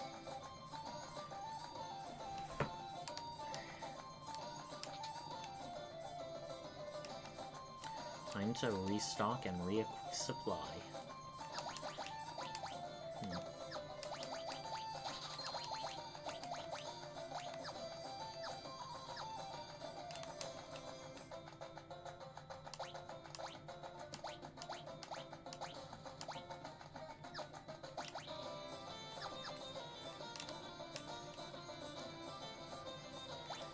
Okay.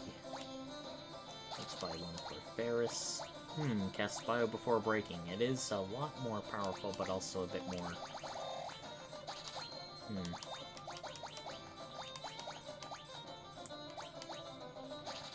Yeah, it's not like we're going to be able to,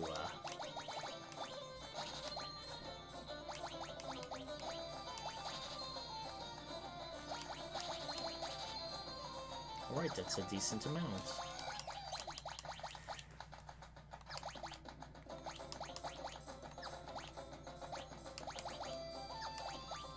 Yeah, bone meal, interestingly, is not optimized. Well, Knight has guard. I was thinking if it would be worth putting a gold thing on a knight. Well, it probably will. If...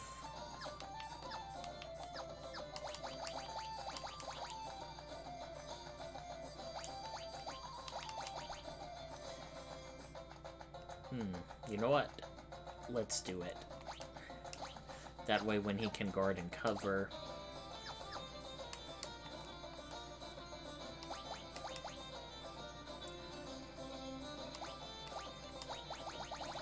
Alright. I think our party's good as it's going to get, save for maybe a Dirk for... you know who. No, we just used a tent, but let's see if there's any interesting items in the item shop.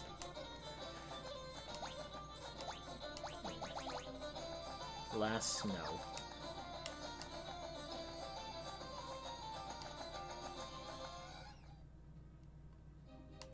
Right, back to Castle Ball.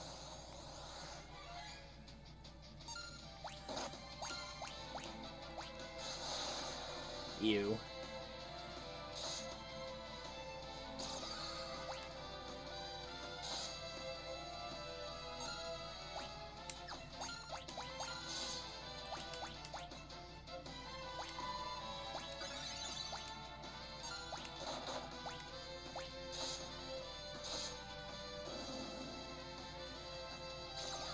Alright, sword dance, baby. That's why it's often worth it to have certain dancer equipments like Dancing Dagger, because sword dance can be very powerful, and certain accessories can increase your chances of getting it, but overall it is sort of inferior to some other options like two-handed and range and rapid shot, which are Ninja and the Ranger class respectively. Alright, Galuf, you're not going to be regretting that order, right? Uh-oh. Plan B, you say? Well, good thing it showed that we can get into castle via the water.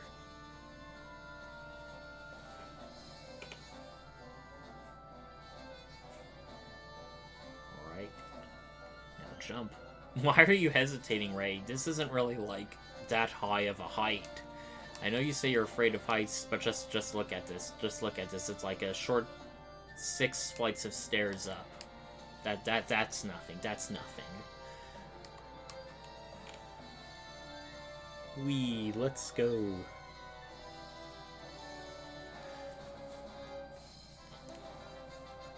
And now we're back. Hopefully they don't think we're disguised monsters now. Well, next time I'll check to make certain it's the king, then open the gate. Nice. Okay, looks like they're not saying anything new.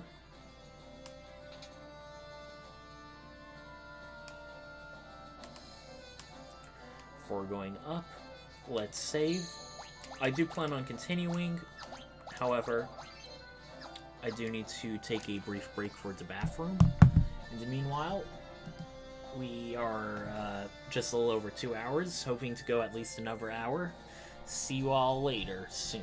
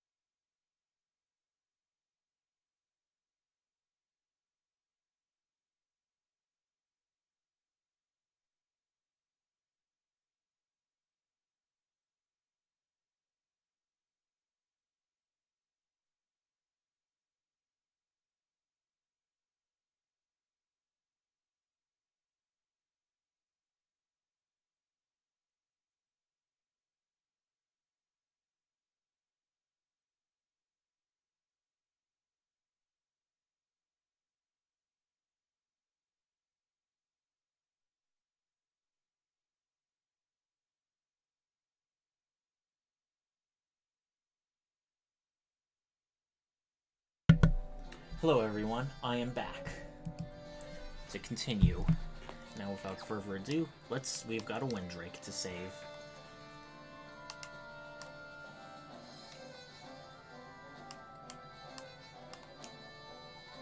Ooh, we're learning something new.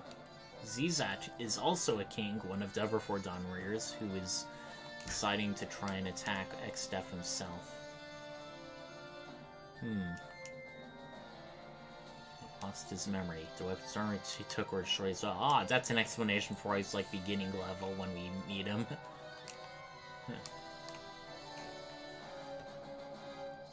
Nice that they filled us in this way. Oh no, is Kryle in bed? Maybe she's just asleep. Ooh. Guido. Who is this Guido? He's the one who prophesied that the crystals in their world would break. Psychically.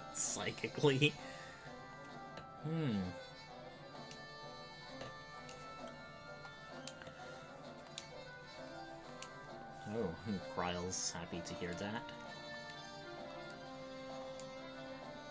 The ocean.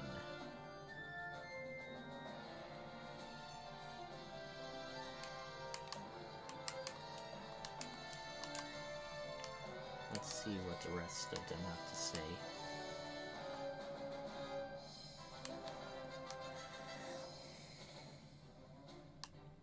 Right, we're here. Here, eat this, you'll feel better. Ah, that's because it associates it with the monster. Doesn't matter if you want to say yes to.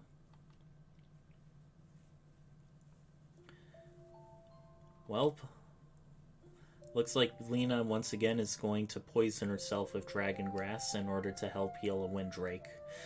I'm starting to sense a pattern here.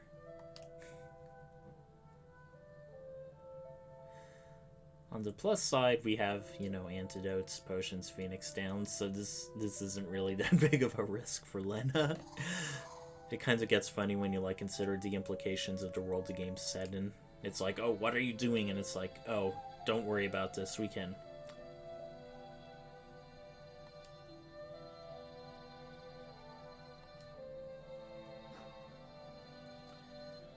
Alright. See? What was I telling you? Healing potion. Or healing item.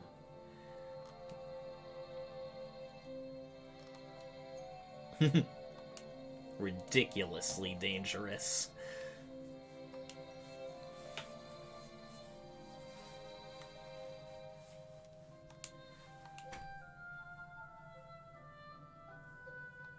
Dang it, Guido. Why couldn't you have contacted us? Ray, displaying some genre awareness. Aww.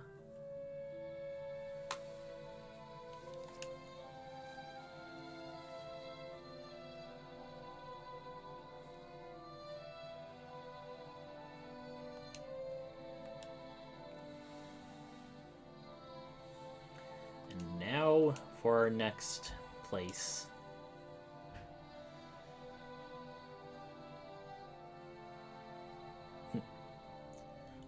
One last look at Kryle before we leave, and...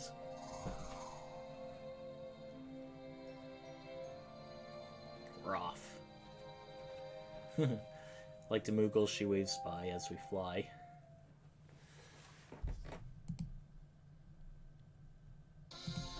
Yay, we have a Windrake of our own. However, much like the other Windrake, it cannot fly over mountains, even though it could fly over them in the cutscene earlier. We can, of course, fly over to town, which we will need to in order to exit this continent.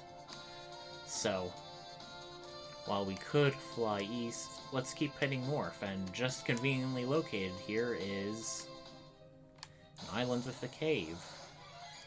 Has enemies we've fought before, nothing special.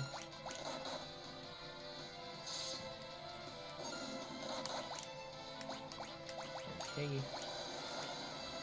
Oh wait, course he's gonna heal it.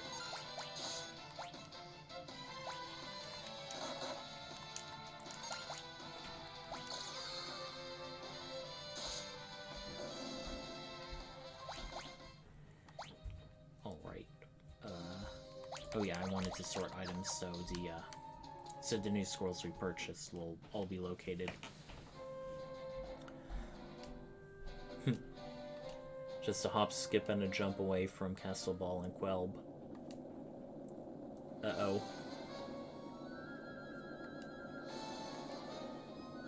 So much for that.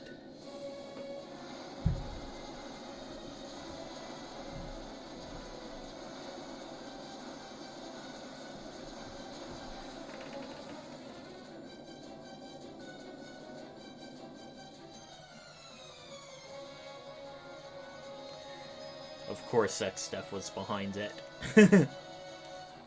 Kinda wondering why he didn't do it earlier. Maybe he was just waiting for us to find the sage and then just rub it in our faces.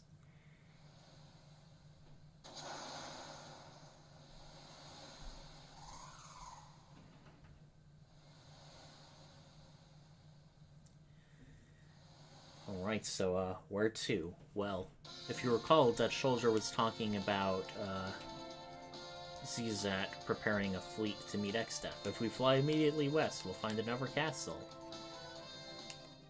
Wonder who could be it in here. Surgate Castle. 2 chests. And we can't just go in, the area is locked.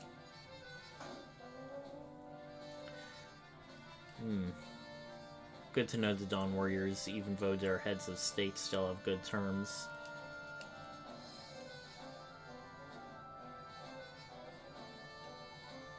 Ray is starting to think this person is my father. Please help yourselves. Help yourselves to our 2 entire chests. Right. So...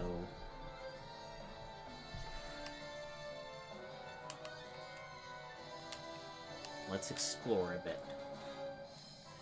We go down here in the basement. Already an open chest. Seems to be the guards' quarters. We can use the windbreak to land.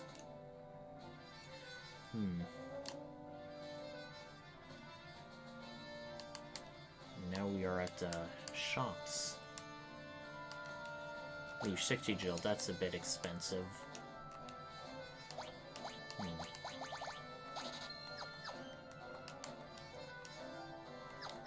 However, a lot of the stuff here is more of the same. Nothing also, and what's new, we can't really use.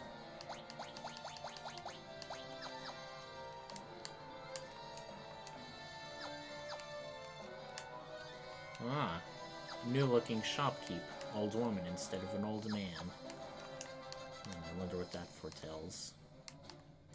Or maybe it's special because we're in a castle.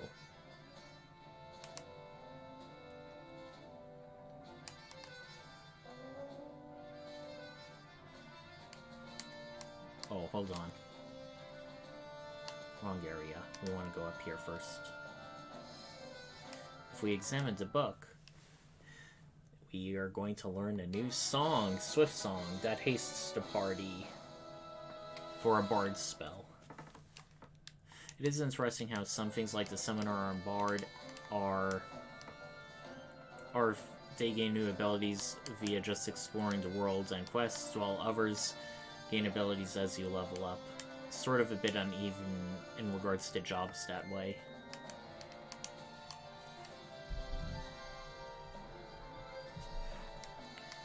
And we're in the library. Half of its pages. So, there was also some more book missing half of its pages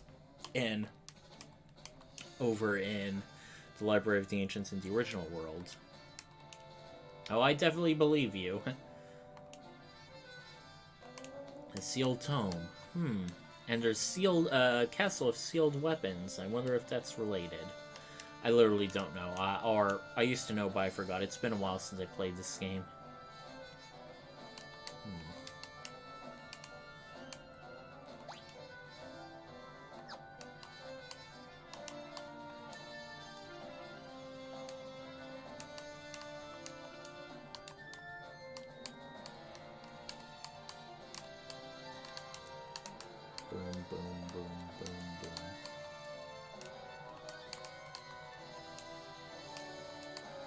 I think there was something we could do here, but I could be mistaken. Maybe it's for later. Oh, here it is. That just... Here. Oh, here's a minigame where we can put away books. Weird Ronka. WX. You just gotta put them back in alphabetical order.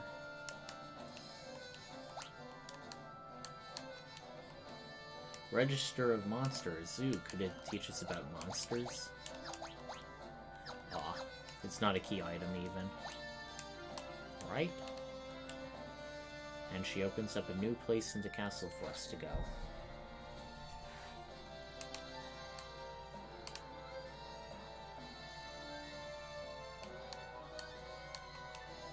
Thanks for your help. I heard there's some strange magic that allows you to levitate. Ah, like float? Well, we can already do that with an alchemist. I'm mage who knows how to lance this secret of her strength. Ah, someone else knows how to equip different job abilities, I see. Just gone back to the Lake of North. Lake surrounded by mountains. 5,000 gil.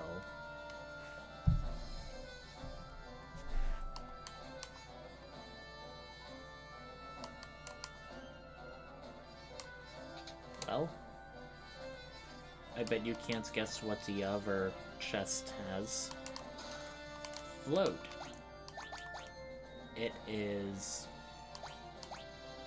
a time magic spell, oddly. Don't know why. Maybe it, like, stops time to prevent you from falling, but that doesn't make sense because we're normally ground-bound in battle. I suppose it would just put there more for game balance purposes than anything. Like, we don't want to have too much stuff in just black magic and white magic. And summon magic, too. Alright.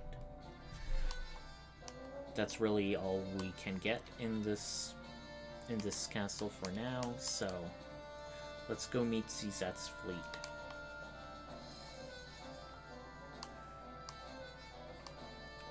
But yeah, I also like how also in Exdeath's castle they're also playing the Dawn Warriors theme. Very appropriate. So let's leave. Now, let's take our Windrake again, and it will actually be easier if we just go around westward and rather than east.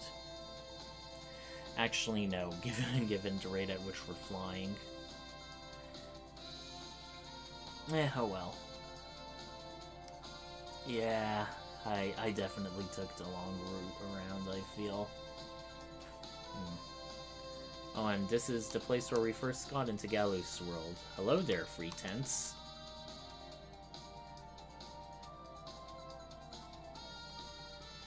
And if you try to fly, we will see Exdeath's castle, but we cannot enter into it due to the portal. It's repelling us, so... Wait, do we need it? We have efforts to spare.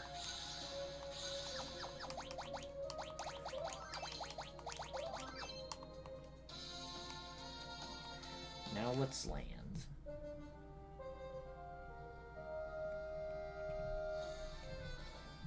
That Windrake. Ah, he recognizes us.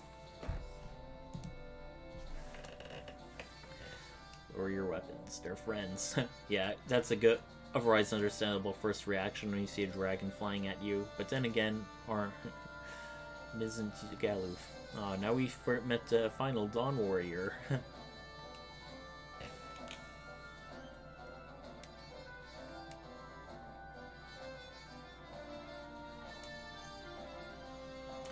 From another world, you say, I'm really struggling to resist making an isekai joke. So, Kelgar and Exdeath were like physical attackers and swordsmen, while Galuf was sort of classless. What exactly special role did Dorgan have, I wonder? Did any of them even know magic, I wonder? Because if they didn't, well, kudos for finding a way to seal Exdeath. Well, one of them had to cast a stealing spell, I forget who. I think it was Exdeath. Okay, now we can just go around and speak to people. In case we want to leave for some reason, we can go back onto Windrake. So, looks like our plan is to destroy one of the towers. I hope I didn't waste those, whatchamacallit, those elixirs. And like so many other ships in this game, it sort of has the same floor plan.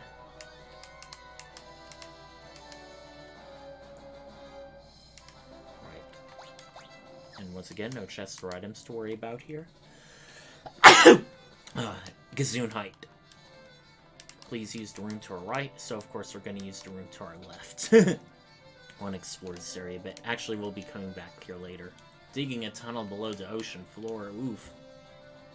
Hopefully you're using like some sort of like advanced SID-generated technology for that, because I sort of feel that underwater mining isn't something we've really been able to do even in our real Earth yet. Ah, yes, I did waste those efforts. But, I get the feeling we're gonna get a bunch of Gil, so we can rebuy what we need. Ooh, big bridge battle music again.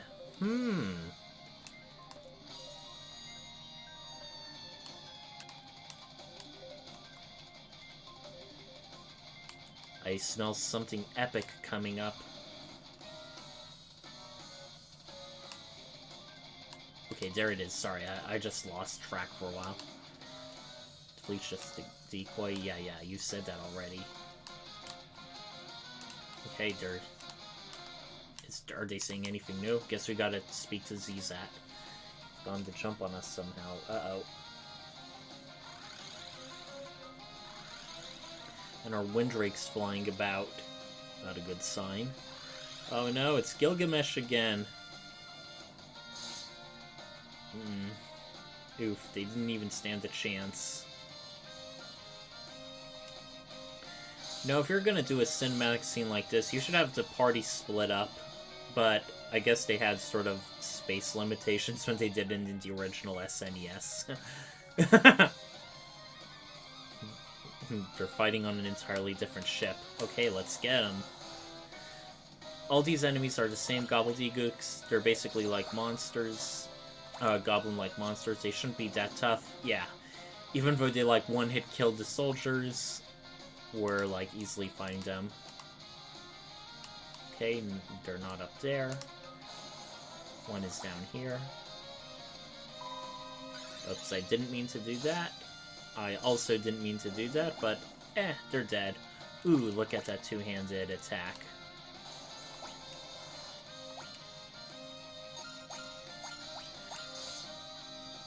Ooh. These are trivial. Right? One more gobbledygook guarding Gilgamesh.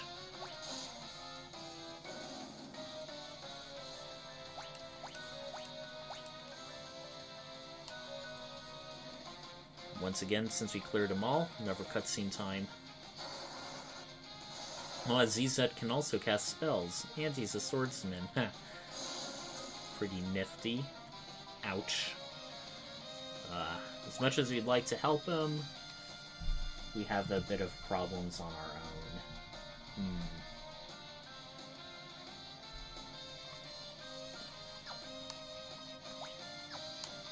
Okay, before we talk, let's quick save just in case.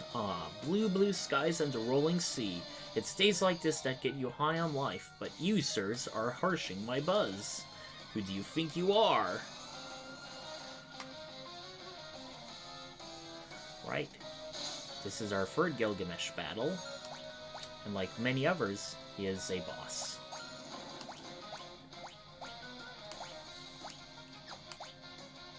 No, we don't really need to increase attack. Let's summon... Oh, I meant to summon Golem instead. Dragon... Oh no, I want to do the hit point doubling thing first. Water Scroll out on the open seas feels appropriate. Okay. Water. Dragon Fang.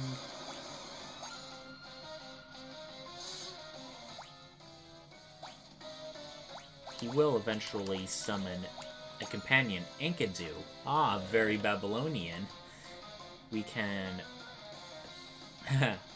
guess that's who he was fighting Zizat on the sprites back on the map. Enkidu can heal for quite a bit.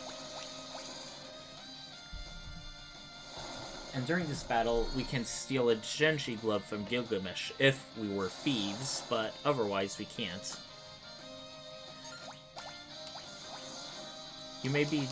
I don't think the order matters for fighting Gilgamesh or Enkidu, except if you want a bestiary entry. As I already have a bestiary for both of them, it's not a huge priority. Just gonna focus on attacking Gilgamesh for now. Make up for those white wins. Oh, he's going to be flying, so we should summon something other than Titan.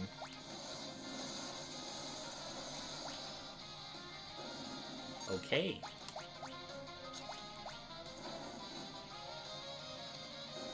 Right, that quickly took care of them both. And we get a golden shield. Last, only one of us can really use it. Or more if we have equipped shields. Dang it, Gilgamesh. Yeah, I call it foul.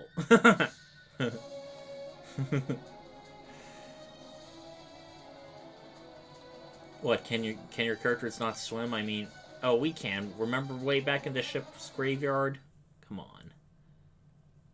Oh, and of course you have a Windrake. We weren't really in that much danger. Come on. that was a bit of unnecessary drama right there. Well, it looks like we repelled the attack.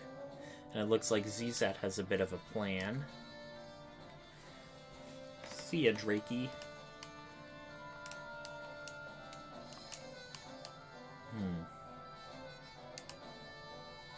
Let's see if we can rest again. Hopefully we can.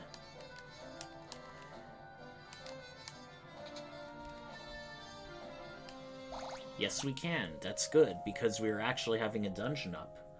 We're going to go in one of the towers to disable it and penetrate Exdeath's castle. Yeah, baby. I like how he didn't have as much character development until he regained his memory, but Galuf is really shining in his world. That's good to see. Alright. Without further ado, let's go in. Ooh, I like the sound of this place. Very nice underwater music. We're in a submarine. And yes, this will be a vehicle we get in the future. Alrighty. This is the tunnel that they were digging. We go there automatically. Zizat asks us to accompany him. He will not be a fifth party member. We can also rest down here basically as a free inn.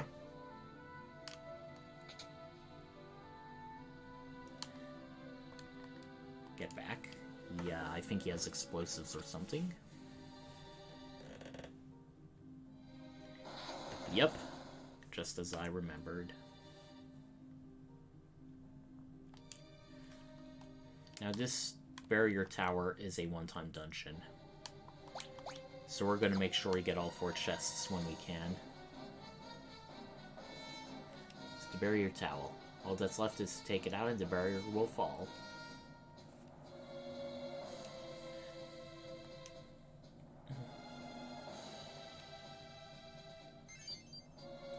Whisperweed. It's magical walkie-talkie. Now, we're meant to take the stairs to our left, but we can actually follow Zizat, and he chides us for doing so. But just to show you, there's like a door there, and no, you cannot access that door. It's just sort of for show. Right, we have some enemies to fight. I think Traveler can teach us some useful blue magic. Okay, we will definitely be needing to heal ourselves. Huh. Seems like nothing happens. I wonder what's up with that.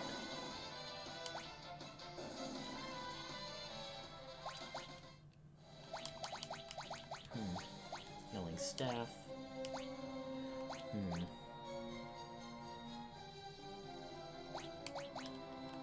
You know what, since we have a headband, may as well use it.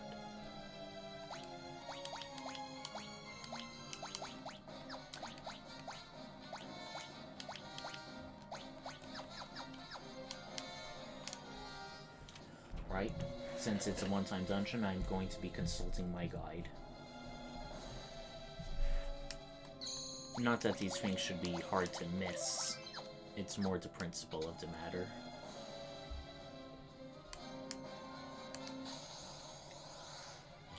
Okay, we see a crew dust-like enemy, Neon. Okay, easy enough to kill with a dual-handing ninja. Okay, we have half of the chests. One of them, however, if I recall correctly, is guarded by a monster in a box. Okay, Magnetite reverses the rows your characters are in. Reflect Knight automatically has Reflect, so it's gonna be pretty resistant to most stuff. However, a scroll bypasses Reflect, which is pretty convenient for us. Ooh.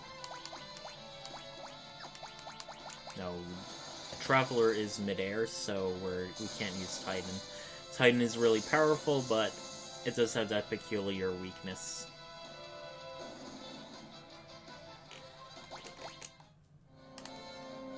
Right, before we open it, click save. Monster in a box.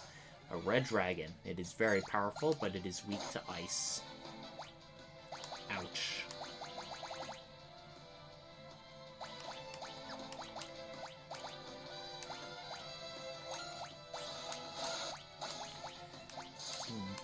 Yeah, I think it should be a water scroll. Yeah, that dealt a lot of damage. Let's summon a golem. It definitely has a fire breath, which will bypass the golem, but even its physical attacks hit a lot, so let's just try and get an advantage in on there. Okay, I did not like the look of that. Ow. I definitely did not like the feel of that either.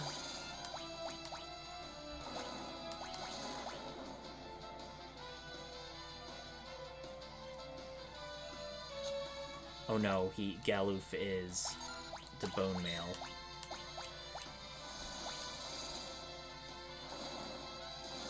So much for that plan.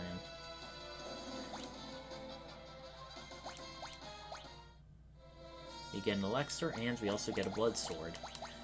For those of you who watched me way back playing Final Fantasy II, the blood sword was the most OP weapon in that game. It siphons away the target's HP, only equipable by a knight, and since we have the bone mail, we should probably equip it. It does less damage than a greatsword, but it does deal a bit more. Since we are a bit of a premium for healing that isn't potions, let's get the blood sword to Galuf.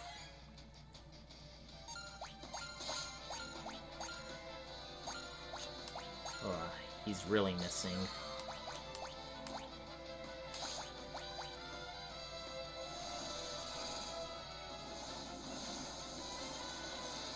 Burn, baby, burn. Don't know why we're missing so much. Do these enemies just have high evasion? It is a bit weird to stop using the healing staff only for my chemist to start missing all the time.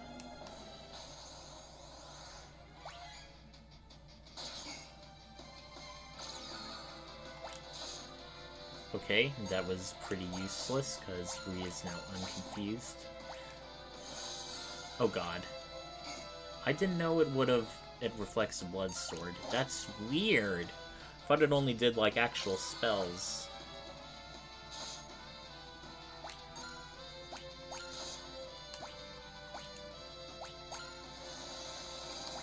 Welp.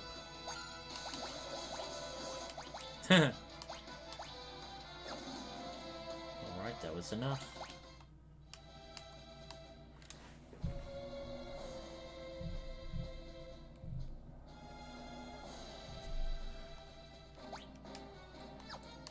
one way to go, baby. Oh no, a back attack. Hopefully that magnet will pull the people into their proper orders. Okay.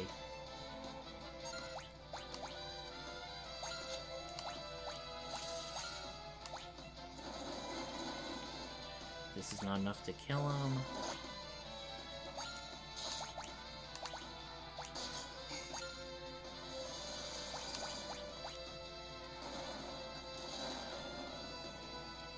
These are some pretty heavy-hitting creatures.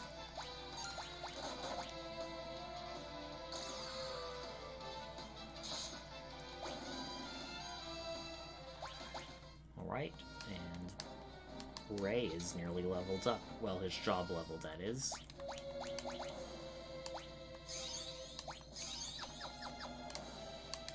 Ooh, nearly missed that. 18,000 gil. Holy, holy!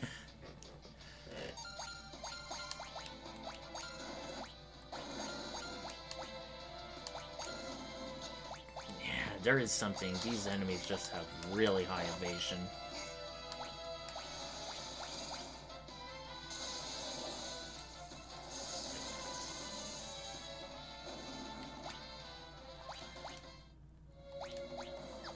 Free out of 4 chests.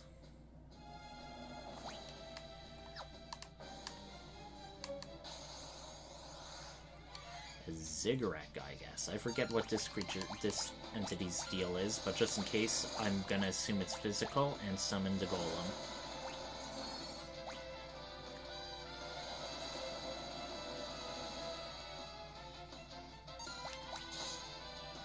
Okay, that is not a lot of damage.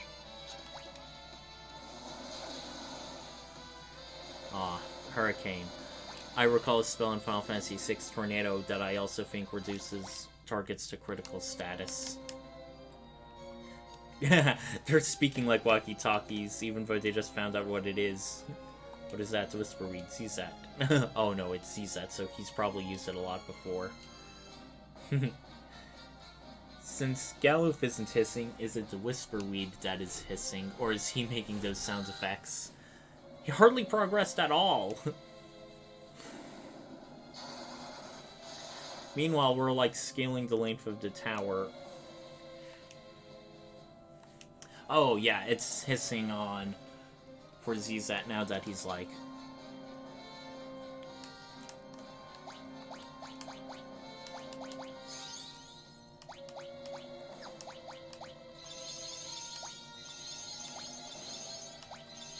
Yeah, we're gonna keep our chemist as the party healer.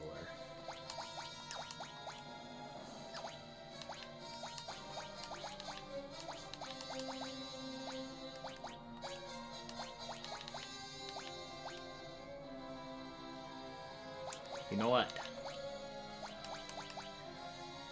You know what? Nah. We definitely need good magic for... You know who. Ferris the Ninja.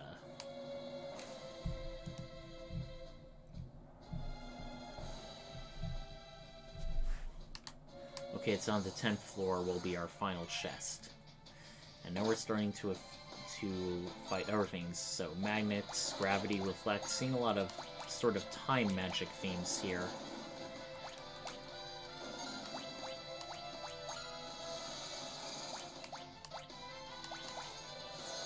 And nobody has the bone meal, so I can heal who I wish.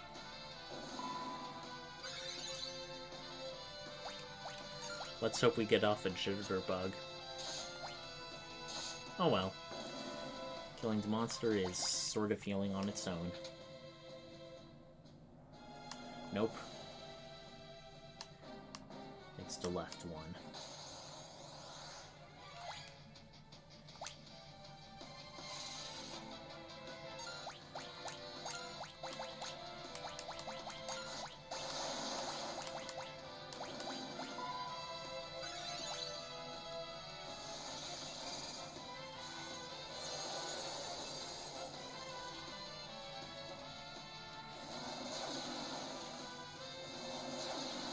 Oh no.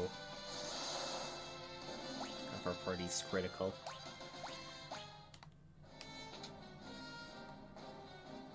Okay, this chest, if I recall, is most...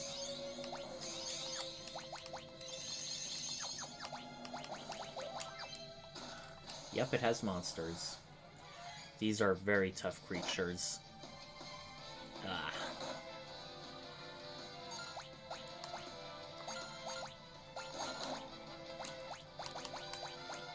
Summon Golem. Attack. Throw, if I recall correctly. Let's see our next list.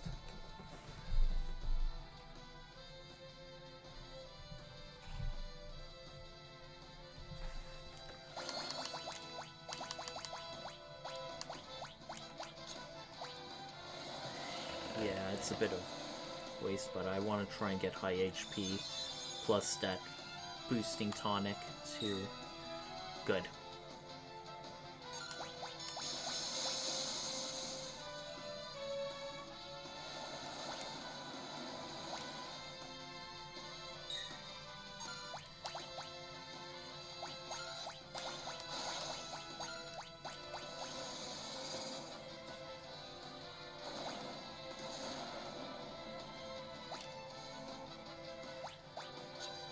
He missed, but...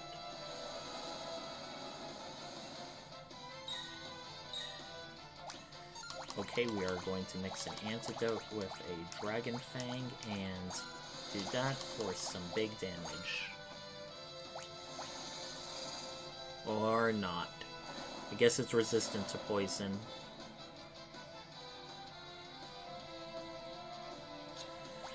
Jesus, these things just don't give up HP-wise. Okay, one of them is nearly dead. That's a good sign. Okay, it too is dead. 9 ability points. I like seeing that. Ooh, and a coral ring too. Those are very expensive to buy normally. It absorbs power of water and negates fire magic. However, it will make you weak to lightning. So we got a gold hairpin. What's that do? It halves HP use. Oh boy, oh boy, oh boy. Yeah.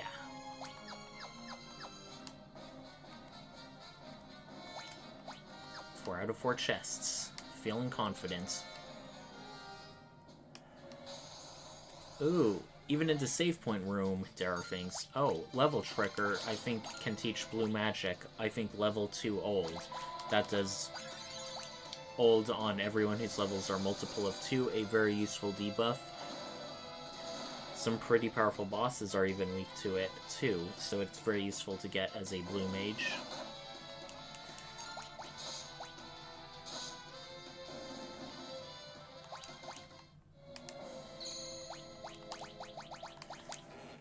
We're getting near the end of the dungeon, so we are going to want to really make sure we're at our best for what's to come. Alright. Dang it.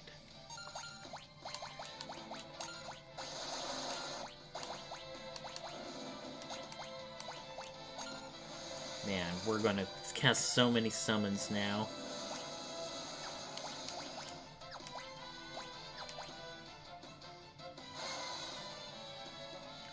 Okay, defense decreased.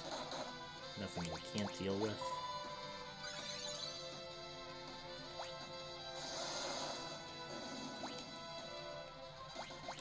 Alright, 4 ability points.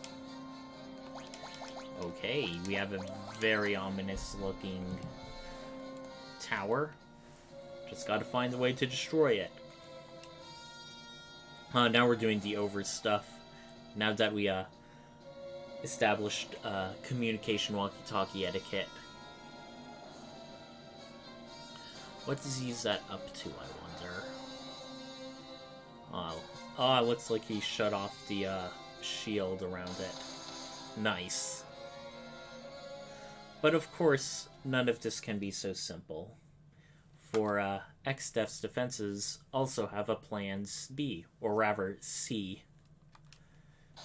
Of course, it's going to be a boss battle.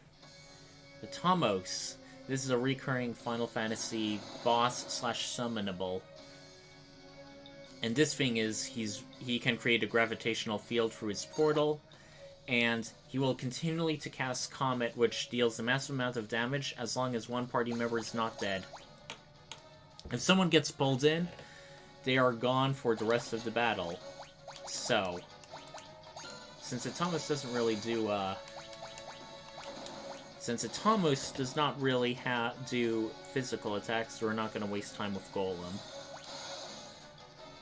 And since you've been missing so much with the Blood Sword, I think we're going to,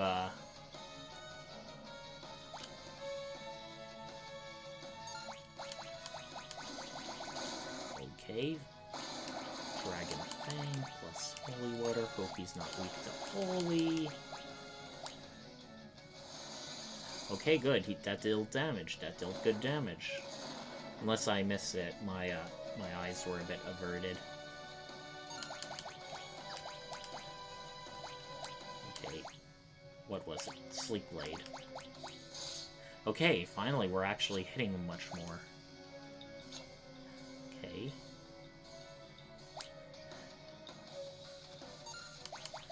Mix. Holy Water. Dragon Fang. Summon Titan again. You can't really, unless you time it really well, you can't really beat this with every party member standing up. Even if you revive them, they don't go back, they're still pulled in a bit, so yeah, we have to defeat this boss with 3 out of 4. It's just the way things are played. Okay, Holy Water, push Dragon Fang. Well, dragged into another dimension. Ferris has gone down for the count. And he's gonna do me Comet again to kill one of us. Yep. Wow, a 2-for-1 special. Dang slow. If only we had Time Mage and Haste.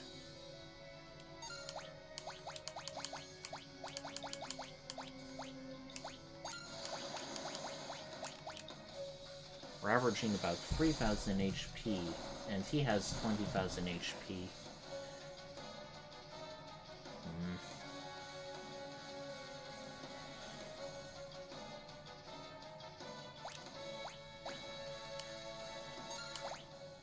Okay, let me see what else I can mix.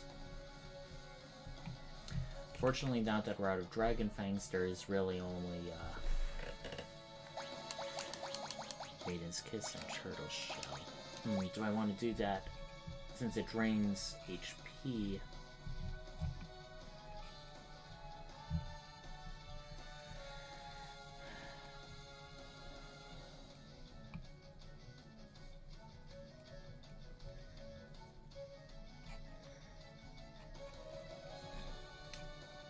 Hold on.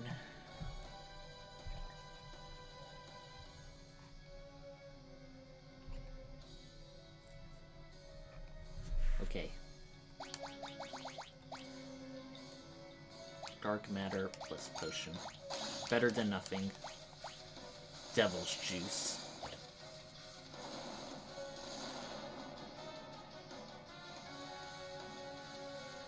Oh boy. Galuf.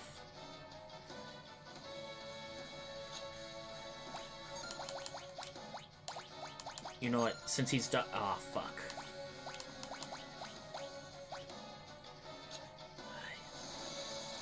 This slow spell's a real killer. Okay. Wow, we're lucky. Half our party won't be partaking in the post-boss ability points, but well. At least we got a Dark Matter back for that. That was a pretty intense battle, and fortunately, Galuf and Ferris are back with us. Kaboom! Yay! I think that's the only time in the game they like jump up and down in victory like that.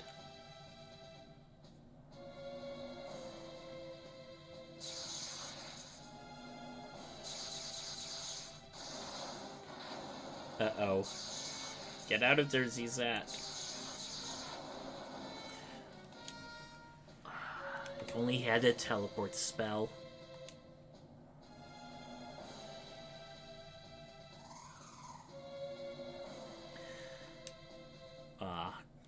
Good old Windrake. Ooh.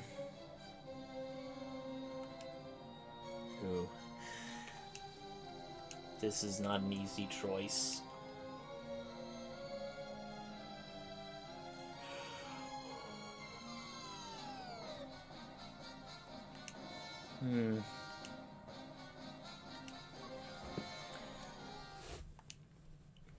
This was part of his original party.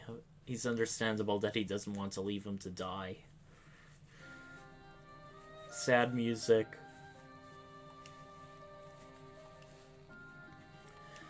Four new warriors. Wait, do you mean the Rajan warriors were originally crystal blessed? But where would the crystals be, since there's no crystals, elemental crystals in Galuf's world? It was really only the ones in this world. Strange. Oh no. You definitely know they're going all out when they're using these fancy special effect explosion graphics.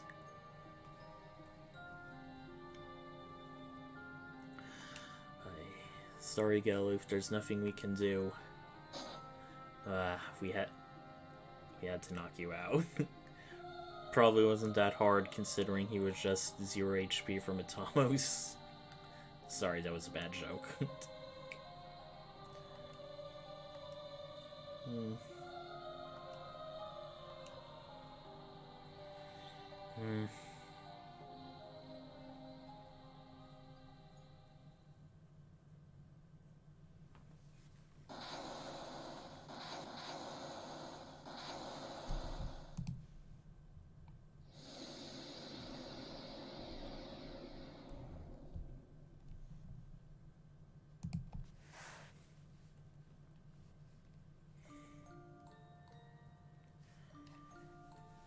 He's still waiting, hoping against hope. You know what, I think if we speak to him... And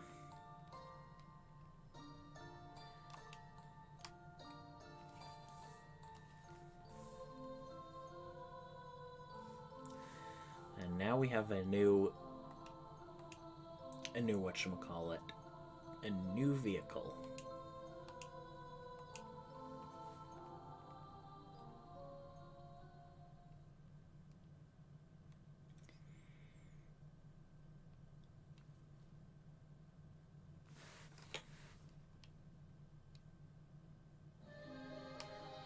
Moment of silence for our fallen brethren.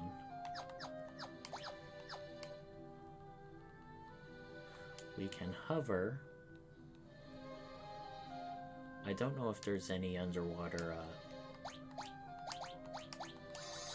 random encounters.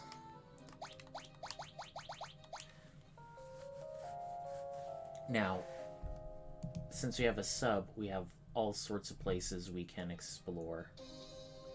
So before progressing with the main quest, we are going to want to go east a bit. Try to find a way about that lake surrounded by a mountain we heard earlier, and the strange eyeball.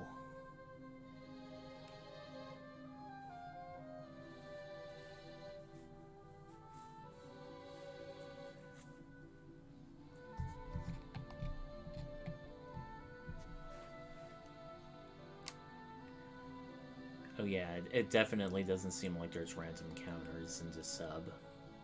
We definitely know in Final Fantasy III there were. Alrighty. Secret passage. Oh, I could have rested down here. Let's see if we need it. Nope. Everyone's looking good. This is an optional area of the game, but like so many other optional things, it nets us a useful summon, so we'll be trying to get it that way. Now, these are some very tough monsters.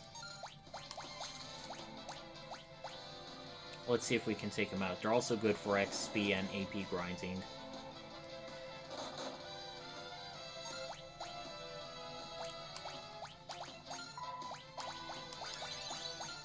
Let's see if Titan does anything.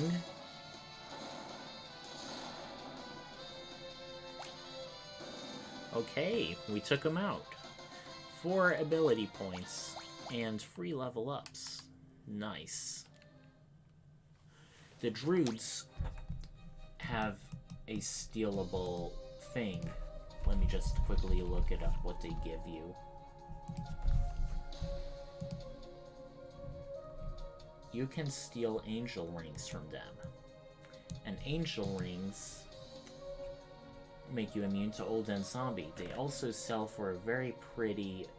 Well, you can buy them for 50,000 gil, so they'd sell for 25,000. So that is very useful. Now, this area may look strange. There's nothing else we can really find here. But we've got to wander about, much like with Rama, and back in Estery in the original world. Our other summon will be encountered this way.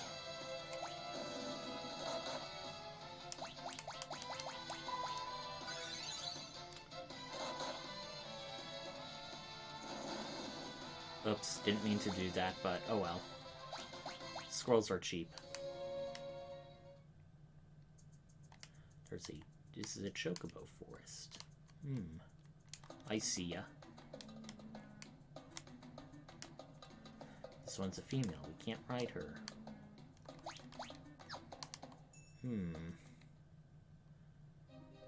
Wonder if we can do anything there. I sort of forgot. So, let's just wander around a bit more. Okay, here it is, Catoblepas. Any Final Fantasy veterans are sure to recognize this. This is a monster that can petrify. Let's see if there's any special ways to fight it.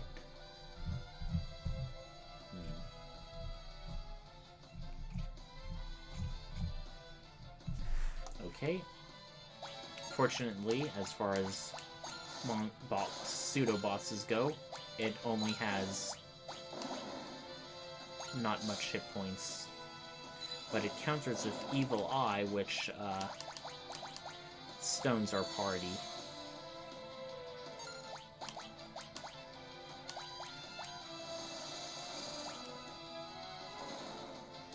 Has only 5,000 HP, so...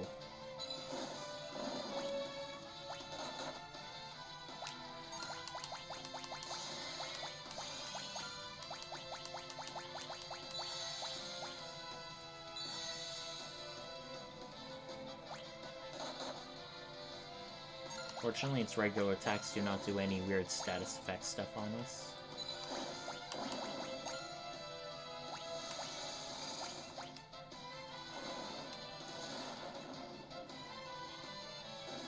Alright.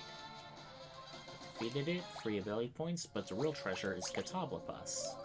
We now have learned Catoble's summon magic.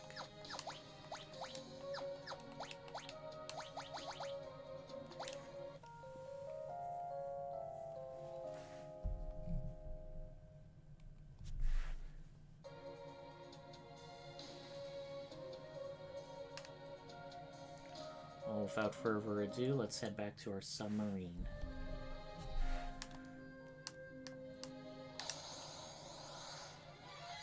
Ironback preemptive strike. A Titan and a Squirrel should be enough to defeat him.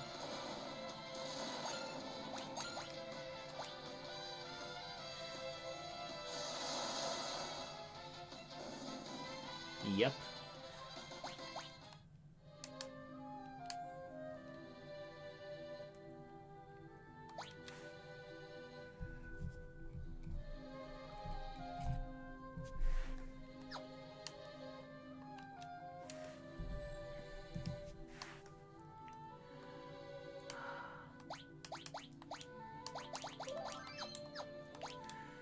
Level 27 to 28. The funny part is, seeing other people playing to Fiesta, they actually had to, like, way back in World 1, before they even got the Earth Crystal, when fighting the Soul Cannon boss, some people had to, like, grind up to level 27 or 28 to stand a chance, because they got some very inappropriate jobs, which, yeah, I definitely pity them. I mean, even though theoretically the game can be completed via a multitude of combination of jobs, not all of them are necessarily good strategy-wise.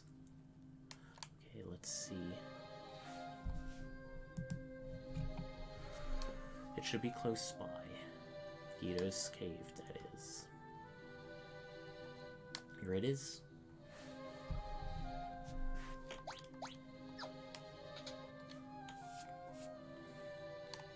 Guido's Cave and the sea floor. Okay, we're fighting dark aspects. I forget what the deal is with them. Let's see if they're undead or not. Nope. They heal.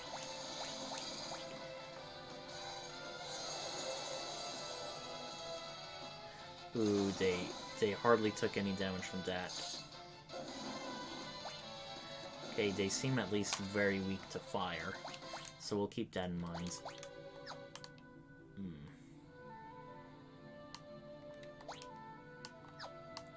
There's no chests or stuff to worry about, so...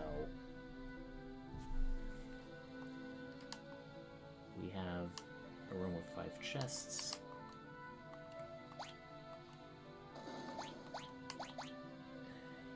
Whisper Reed, a key item that we'll no longer really have use for. Now, this metamorph enemy is pretty interesting because they can actually morph into multiple enemy types. As to which ones, they're basically summon. Some of them are summon monsters that we fought before, like Shiva or Ifrit. Others are like Enchanted Fan and Zombie Dragons. Enchanted Fan can teach us Eroga Blue Magic, the most powerful of the wind magic spells. And check it out, it's transforming. Alright. Ifrit is going to be weak to ice or water, so let's try Water Scroll. And if I recall, his HP is more or less restored. And he goes back. He very, very rarely either drops or steals a Staff of Light, which is, as you can expect, it's a staff that deals holy damage.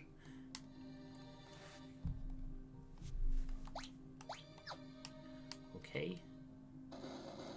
And that now just opened up an area for us.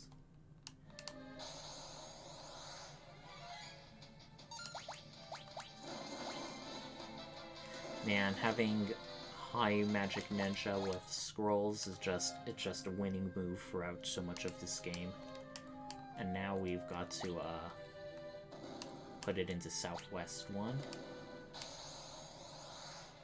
Fight Metamorph again.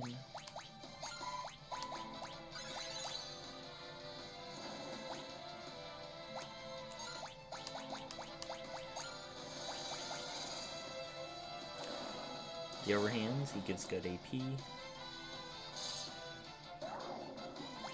Okay, he's asleep. He won't transform. That's good.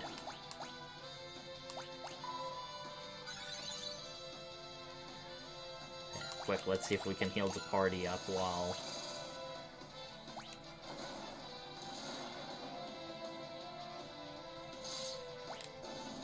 Oh, we defeated him before he could transform.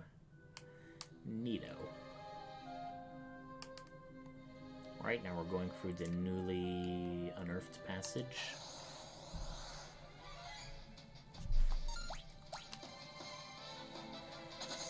Yeah. Forgive me if I decide to do that. You know what? Let's just fight him fair and square. I think that's how they would have wanted it.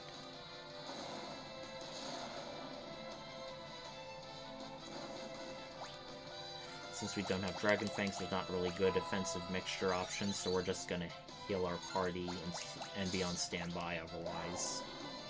Right, that's good.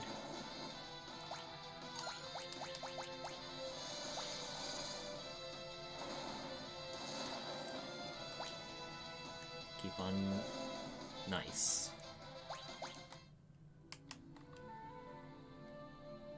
Another hidden area. Stairwell to go further south. Okay. Now biggie. I think Galuf is either next level or very close to mastering the Knight job. Once he does that, we will switch him with Ninja and Bart's with Knight.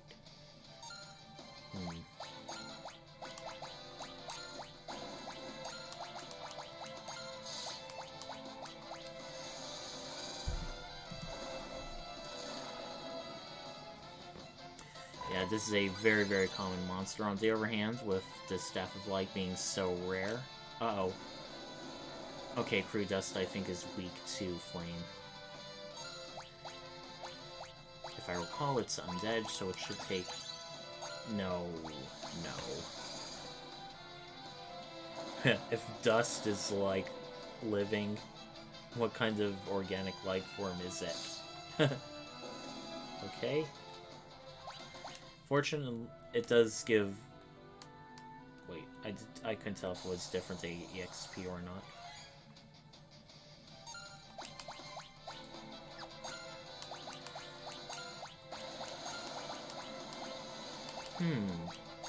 Let's see if we can petrify it. Nope. That didn't seem to work.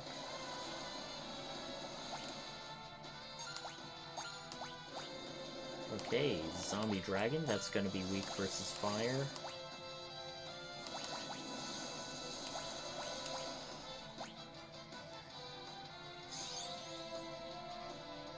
Oh, and Chemist does double the normal amounts when you use items like that. I forgot. That's like it's one of its innate abilities, sort of like Pharmacology is a learnable ability. Guido's Cave. Hey, it's a turtle. I suppose why not? Wee.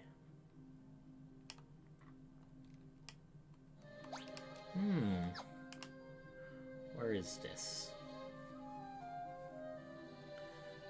That must be the turtle from earlier. Ray, don't be mean to animals.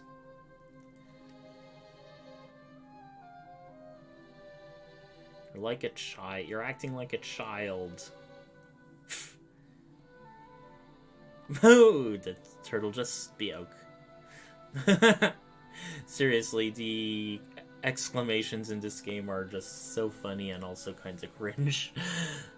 Looks like Guido the Sage is the turtle. Neptune, so Great Caesar's ghost and Briny Beard of Neptune. The Roman Empire definitely did exist in the world of Final Fantasy V. The more we know.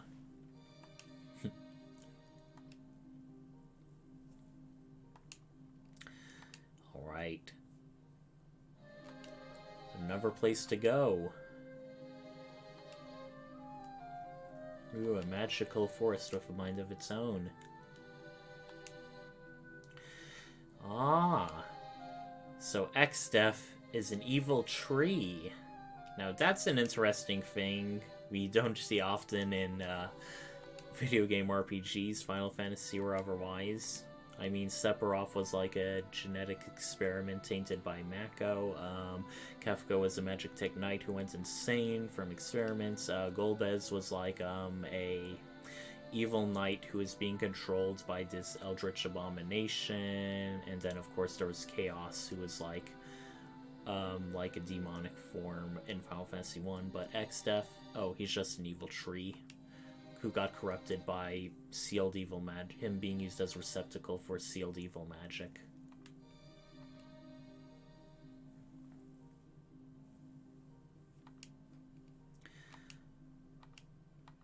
Alrighty. Forest of Moor is sentient. We could have visited more earlier, but due to our progress being blocked, it would not have let us pass. And now we have something. The Guardian Branch. Also, we have another viewer. Hello there. Don't know how long you've been here, but welcome to my 4-job Fiesta. We are currently in Galuf's world, making some good progress. We just completed Guido's Cave as a dungeon. Right? I hate to beg, but I will. Guardian Branch and the Great Force of Moor. Alas, we cannot teleport, so we've got to go out of the dungeon the normal way.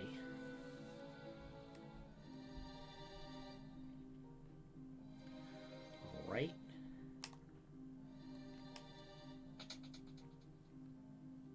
Since I do sort of want to progress, I am considering... No. You know what? It's fine. It's fine having smoke on her.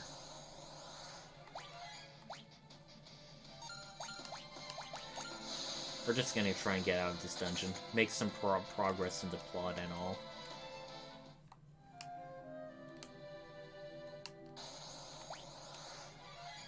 Back attack. You know what? Since I used a precious scroll, we may as well commit to the bit.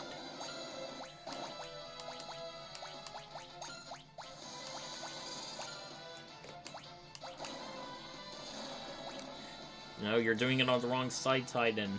Okay, Shiva. No, I shouldn't have done that. Hopefully it doesn't heal her. Oh, it still does a decent amount of damage.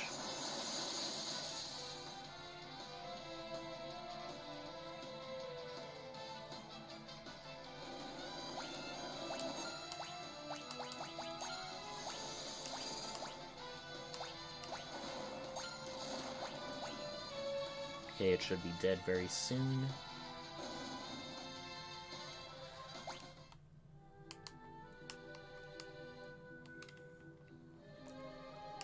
Right, let's get out of here. Fortunately, the way should be straightforward.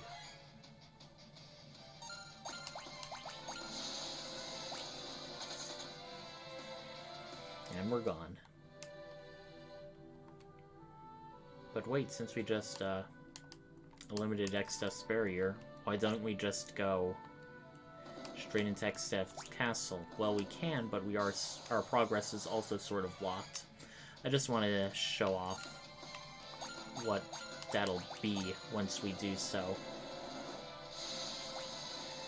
We're running away from Big Bad Guy Ifrit, even though we fought him long ago. He is definitely one of the more intimidating looking summon monsters in the Final Fantasy series. I mean, he was like almost like a big boss in whatchamacallit, Final Fantasy 15.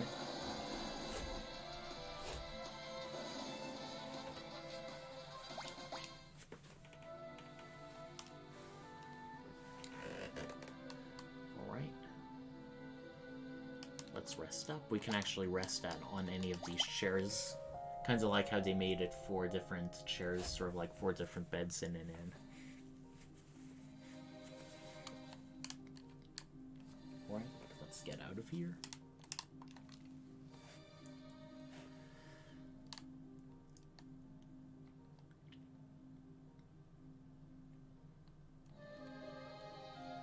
Now just to show you what Exdeath Castle is like.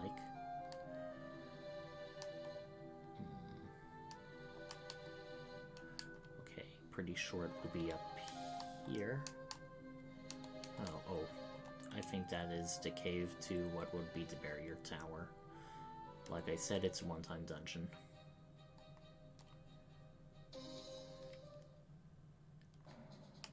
Castle Exdeath's. They're occupying the place. There are no monsters.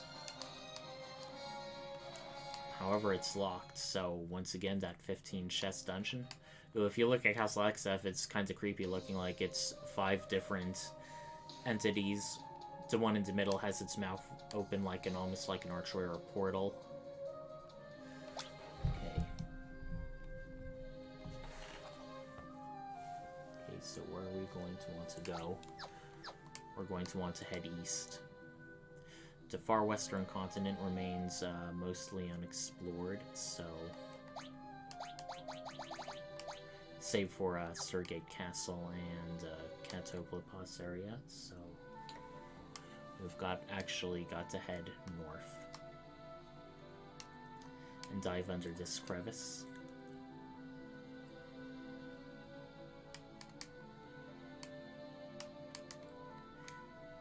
Even though there's no cave, we have an option to hover, and that's how we get here.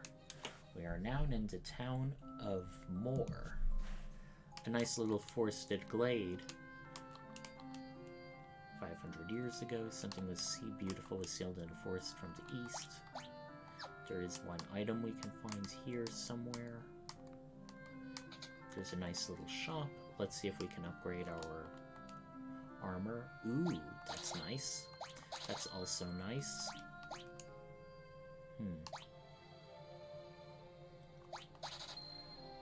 Do we want more defense? Okay. Diamond armor, okay.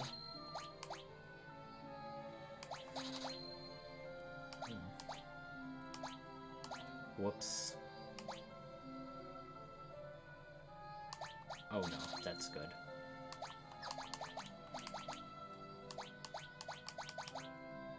Okay, we definitely want better defense at this point in the game. We have been taking quite a beating overall.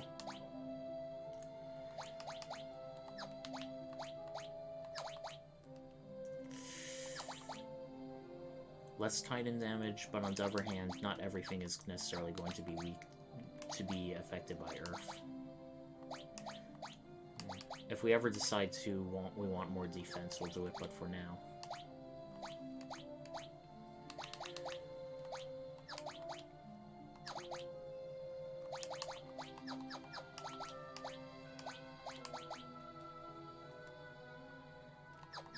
Wait, who doesn't have it? Yeah, I think we accidentally over-purchased. Oh well.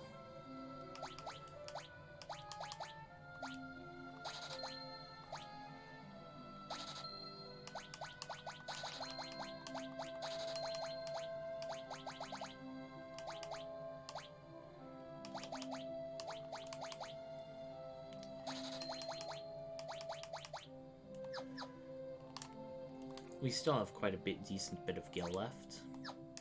23,000. Let's see what we can buy in the weapons shop.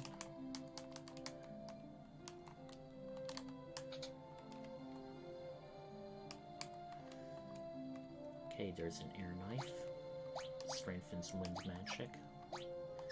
Attack plus 56.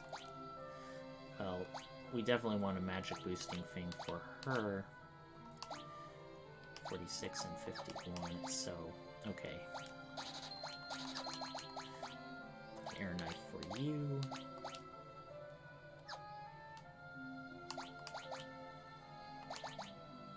Okay. Looking pretty stylish right now. Okay, they have the sign way out front. Okay, we got a bunch of almost endgame, but not quite, magic for black, white, and time. Reflect, Berserk. Very useful, more of a debuff thing at times, especially for mages. Blink creates an illusion, sort of like how that mage image thing works.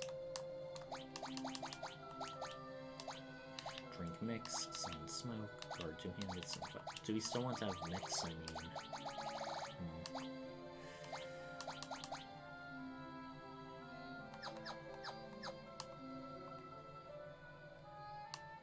yeah, just in case. We can go loop around here, but we cannot enter this shed. This will come into play later. For now, let's see the bar. Looks pretty lively. And can read minds.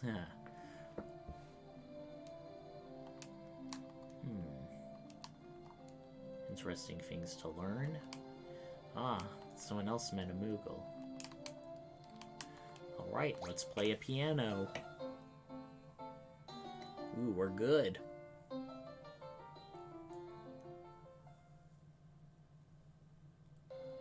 Short but sweet.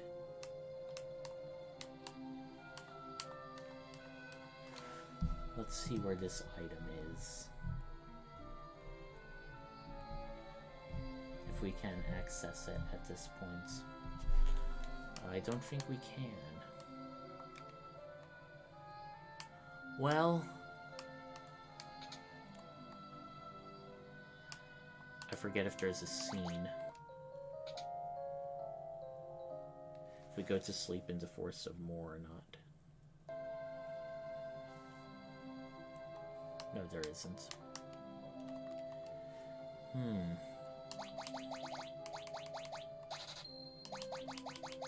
Yeah, let's get a lot more of these.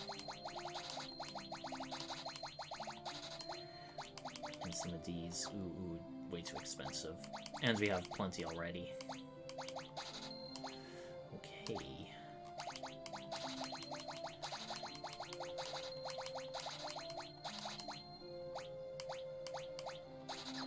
Okay, that's enough.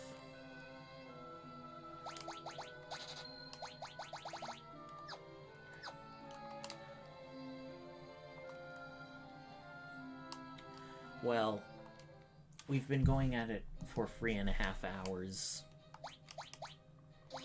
And in the Forest of Moor, things will start changing plot-wise in a big way. In the meantime, I hope I've given you all a good taste of Galuf's world. It's a pretty interesting area. And I think we're almost at max level for Galuf's Night as well. And progressing very far with Summoner for Lena. I definitely foresee a big, massive class change shift for us all. In the meantime, it has been great. As usual, our next stream will be this Thursday at 8 p.m. Eastern Daylight Time. Until next time, y'all, Quasar Night out.